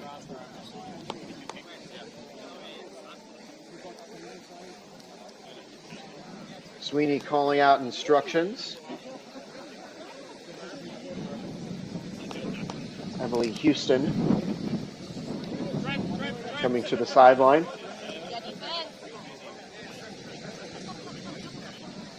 All receivers right side of the QB.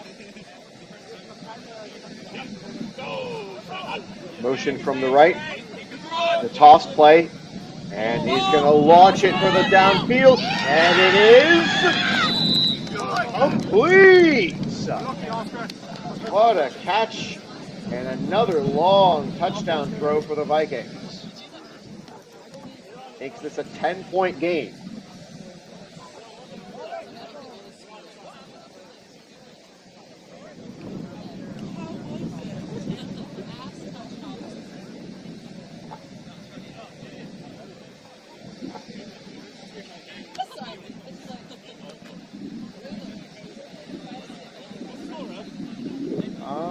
Do they call him short?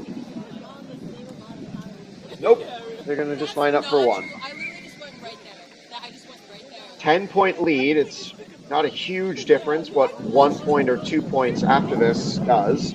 It's still a 2-possession advantage for the Vikings. They gotta throw the ball, and they do bring it down in the corner routes. Makes it an 11-point game. UCD's offense has gone cold here in this second half. Now trailing by 2 scores.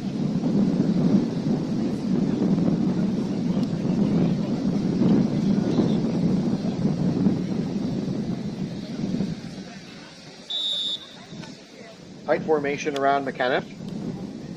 They hand it off to Sen. And Sen breaks through one, can't get around Quigley.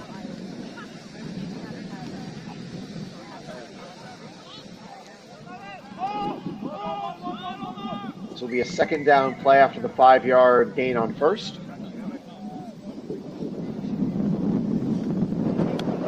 Motion from McMahon. They'll fake the toss to him. McKenna can run after the pitch play. And it's a good tackle from Sam Ryan.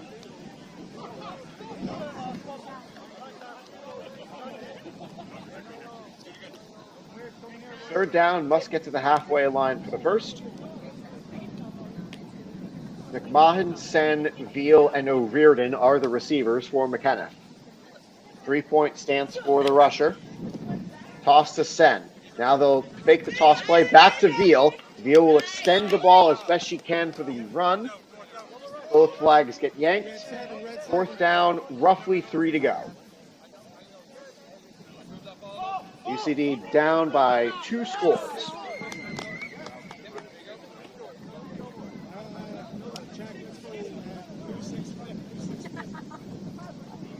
Patty Sweeney changing the play, and now that he sees Limerick's defensive formation, they'll send Sen to the left side of McKenna.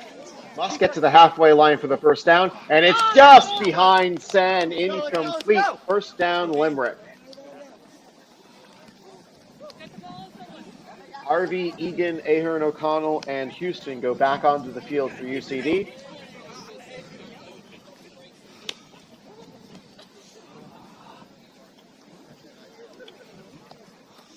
Tough break as Sen was open on the play.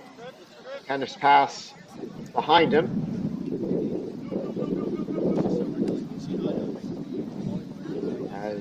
Hold on a second, the officials are doing an equipment check on the University of Limerick offense. Not 100% sure what this one is for.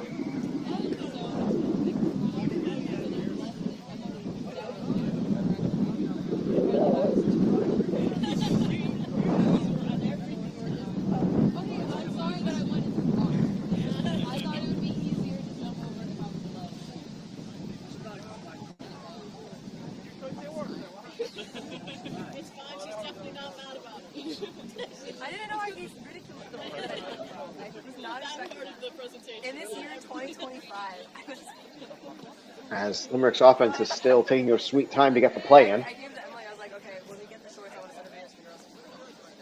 Switzer, who is subbed in ably at quarterback following the injury to Billy Linan. Underneath toss play. And it's a spin past McMahon, who gets the flagpole as their bodies collide. O'Connor proving to be an able receiver. He's caught a couple of touchdown passes today, including 2 in this game. As McMahon is going to come off. And now his replacement, Sen, needs the play sheet.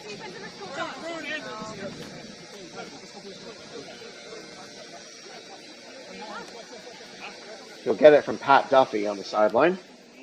So McMahon needs a moment on the sideline following their collision. Switzer on second down, rolls right. And it's caught. Immediate flag pull after the catch from Reese Maloney.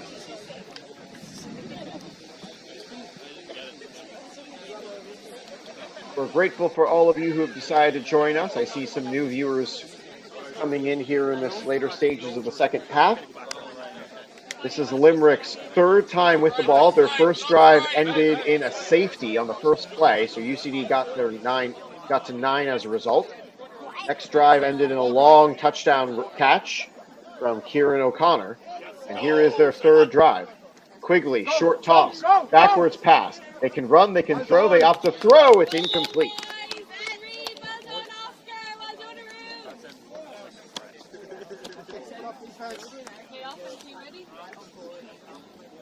Fourth down coming for the University of Limerick.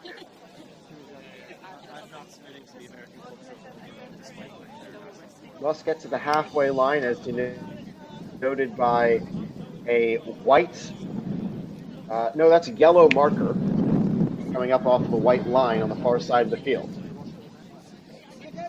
UCD going to defend the first down line.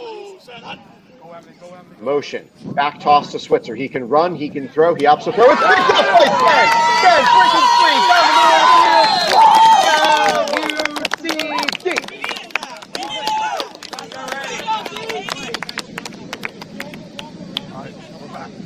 Makes it a 5-point game. We'll see what UCD decides to do on the conversion play. Not a whole lot of difference between a 4-point and a 3-point disadvantage. Still need a touchdown on the next drive because there are no field goals.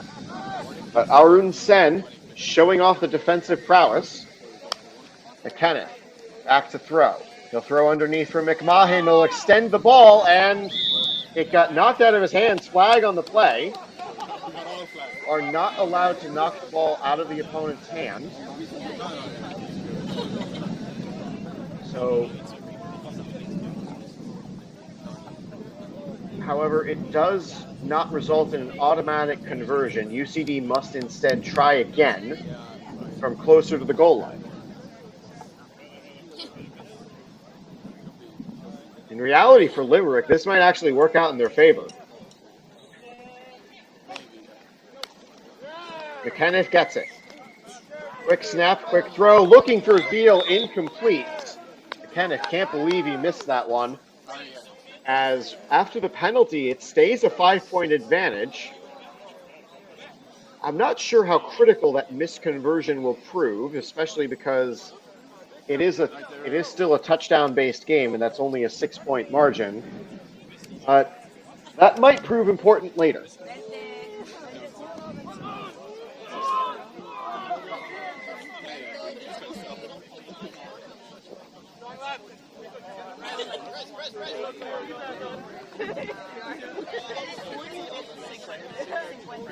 Switzer back on offense, following the interception. His first play. Rolls right, throws it across to Quigley, and McMahon well enough to go back in on defense. He's ready to go with the second down play.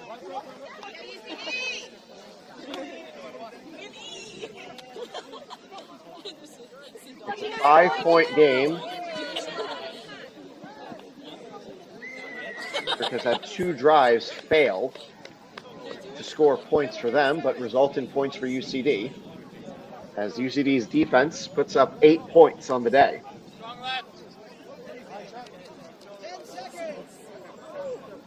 Limerick taking time off of the play clock. They have no incentive to hurry. Ahern O'Connell, he gets another sack! That's his second of the game. Ahern O'Connell knocks Limerick back. As I believe Limerick is calling a timeout here, hence the reason someone in a black trench coat is coming onto the field.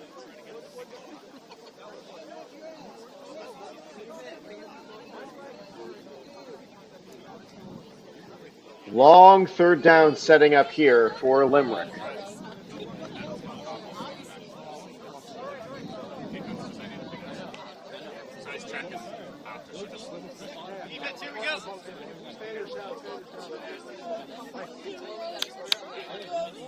Ahern O'Connell lining up again for the blitz.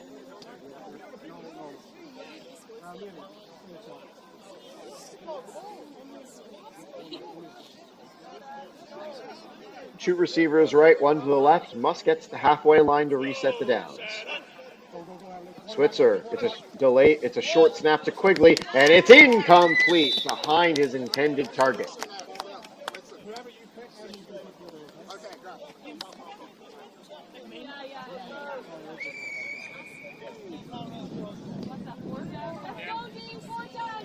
This is now 4th down for UCD.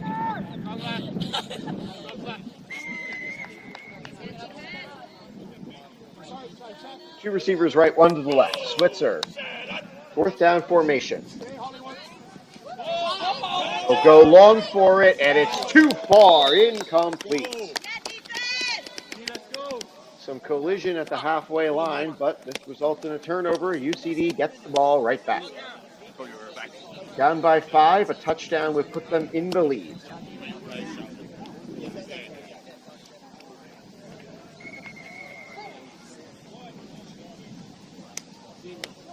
Once again, thrilled you decided to join us. My name is Max Walpoff, the voice of UCD American football from last season. Guess who's back again for 2025-26? McKenniff. No delay on the snap. Looking for something long. Deep down the field. McMahon goes back for it. Cannot come up with it. So Reardon was there for the tip drill. Also not there in time. McKenniff and the UCD offense have had luck on those long plays. They have struggled on short yardage opportunities.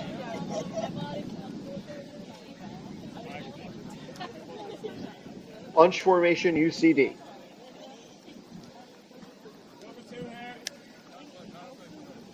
Kenneth, it's going to be a fake handoff to Spen. Underneath McMahon. McMahon stretches the ball out, and Quigley yanks the flag. Offense for UCD has yet to score any points here in the second half of action. All 8 points for UCD in this half have come via the defense, a safety plus a interception return.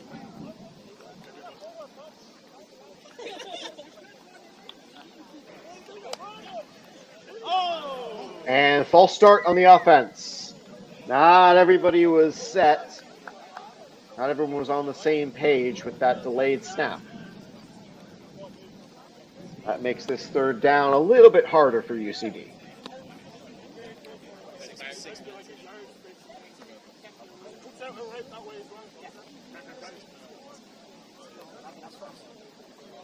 Two receivers right, one to the left. McKenniff fakes one way, rolls the other, it's a sack!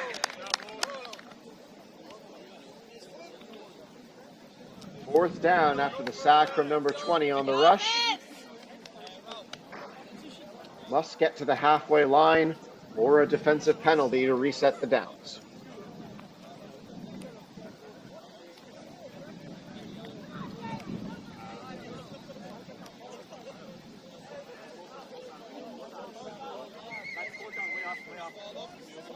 Two receivers right, one to the left.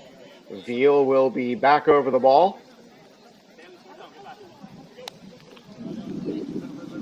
Here's McKenniff. Takes one direction, throws underneath McMahon. McMahon's got a long way to go for that first down line. He does not get there.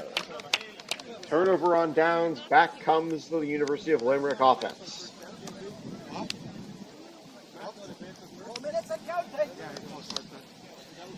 Four minutes, I just heard the announcement from the white hat referee. It is a running clock until they get to 2 minutes. A touchdown of any kind for UCD will put them in the lead.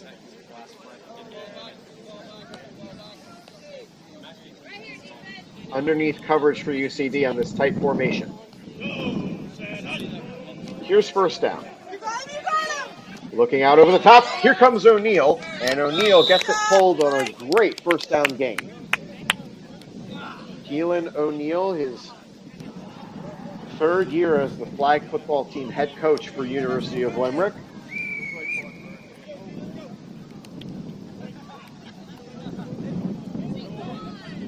It's been a lot of the same unit for both squads, not really rolling their substitutes.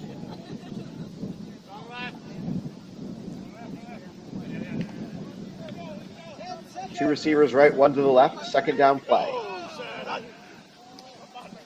Switzer, back to throw, and it's right at the first down line. Quigley had it, lost control. They're going to rule it a catch and tackle.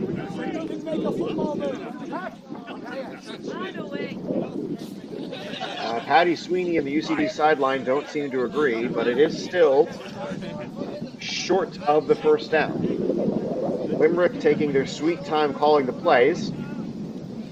No further action in this game would result in a Limerick victory. And this is now the 2-minute warning. Right. UCD's got both timeouts remaining. Limerick has only one. We're thrilled you've decided to join us. This will be the final game I stream today. I will not be streaming the fourth game from this field. I want to thank everybody who's been making this part of their Saturday. However, this is the final UCD game, so this will be the last game we at UCD American Football will stream.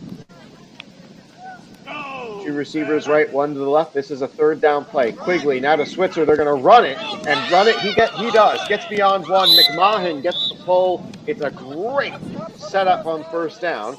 The clock will run. UCD's only got 2 timeouts to call.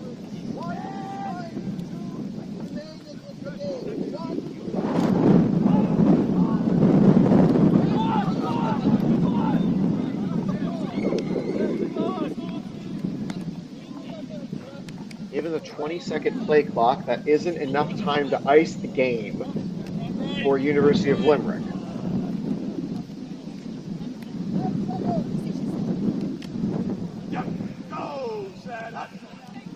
Motion. Quigley back to Switzer. They can throw it again. They do. Quigley's got it. It's a quick pull. UCD will call their first of 2 timeouts to manage the clock. All inside the 11, around the 10. It is second down. It is a 5-point advantage Limerick. Any score here for Limerick likely puts the game out of reach. There's no such thing as an onside play to keep the ball after a score. Switzer rolls right, throws, and it is caught. Guess he got the toes in, but he's out of bounds. A minute 38 is the call I hear from our referee. So that play, about as good as an incompletion for UCD. It still keeps Limerick out of the end zone, and it's third down. They saved the timeout due to the out-of-bounds call.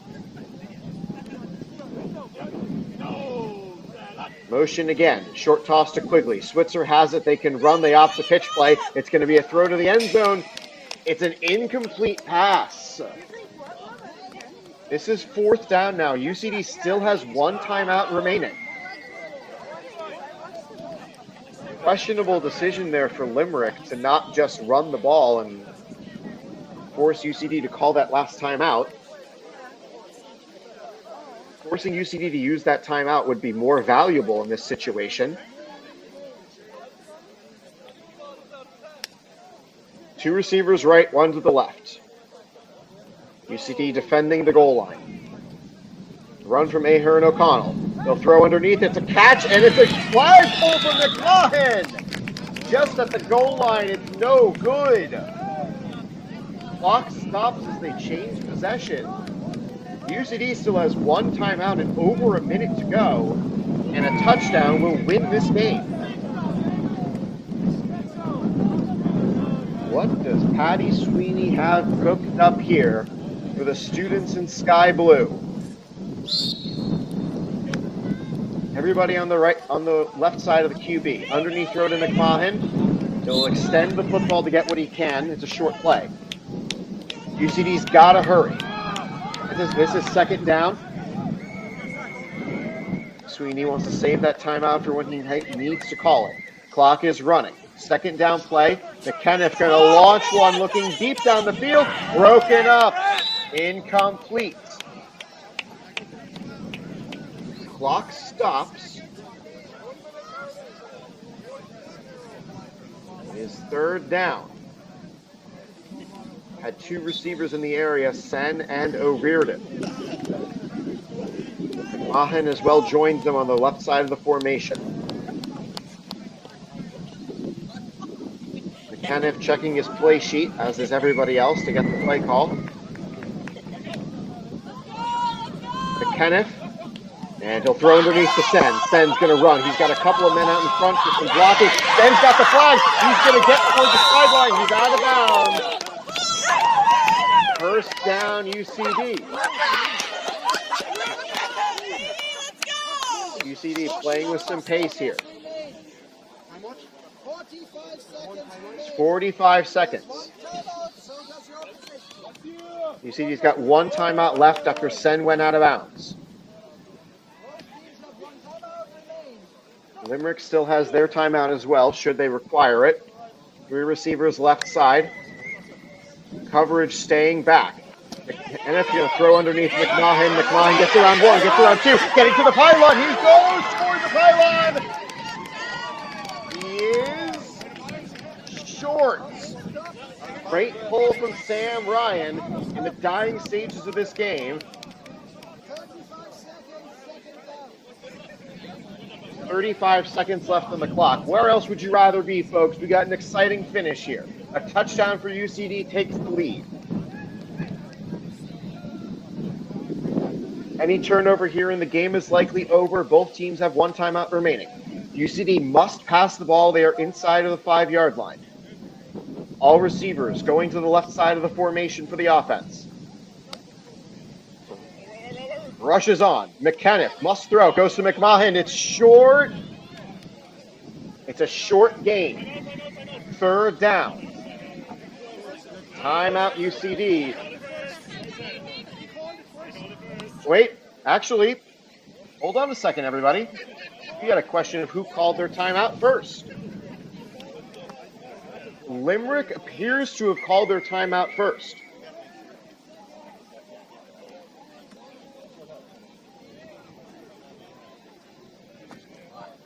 The symbols from this officiating crew have not been great, so I'm not 100% sure who just used their last timeout. I believe it's Limerick, because that's where the white hat keeps pointing, is their huddle. Third down from about 1 or 2 yards away. And it looks like Limerick is actually going to make a defensive substitution. They're bringing on Kieran O'Connor and taking off Keelan O'Neill, the head coach / player.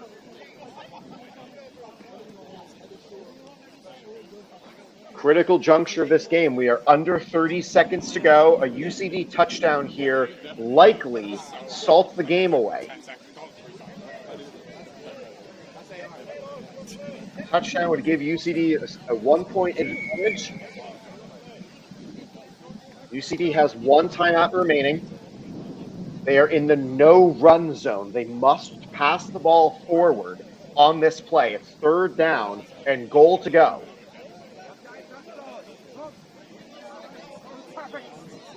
McKenniff will have McMahon, Sen, Veal, and O'Riordan as his receivers. O'Riordan lines up far right side. Sen and McMahon on right to left on the left side of the formation. Veal will snap. To toss to Sen. They're going to toss it forwards, I think, to McKenniff.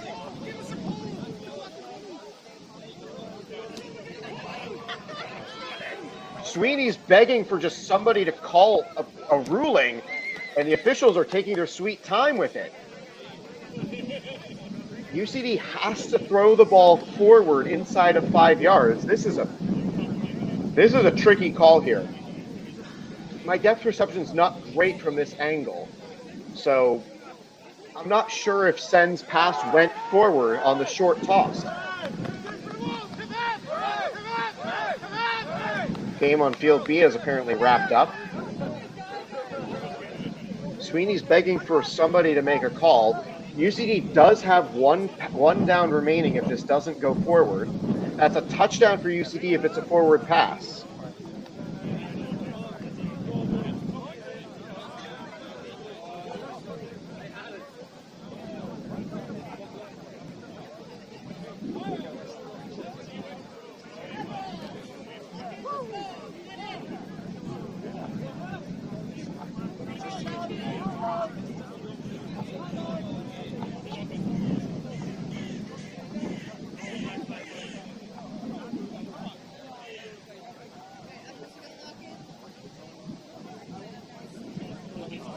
I believe it is a penalty on UCD for a running play inside the no running zone.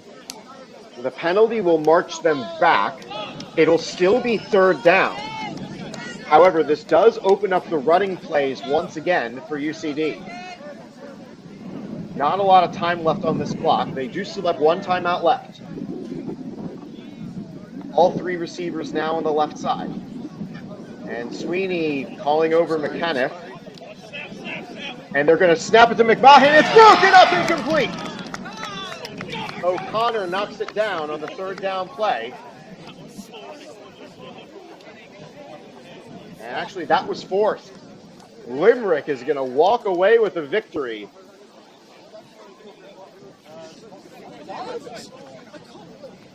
It was a loss of down penalty on the run inside the no running zone. And that's your game. Limerick escapes with a victory.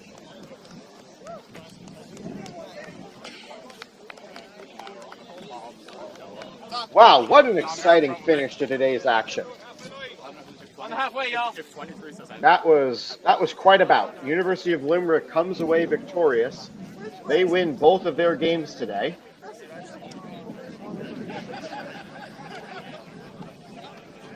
As UCD is also done, they split their contest. They go 1 win, 1 loss. As Patty Sweeney is going to join the officials to at least try to see what the call is.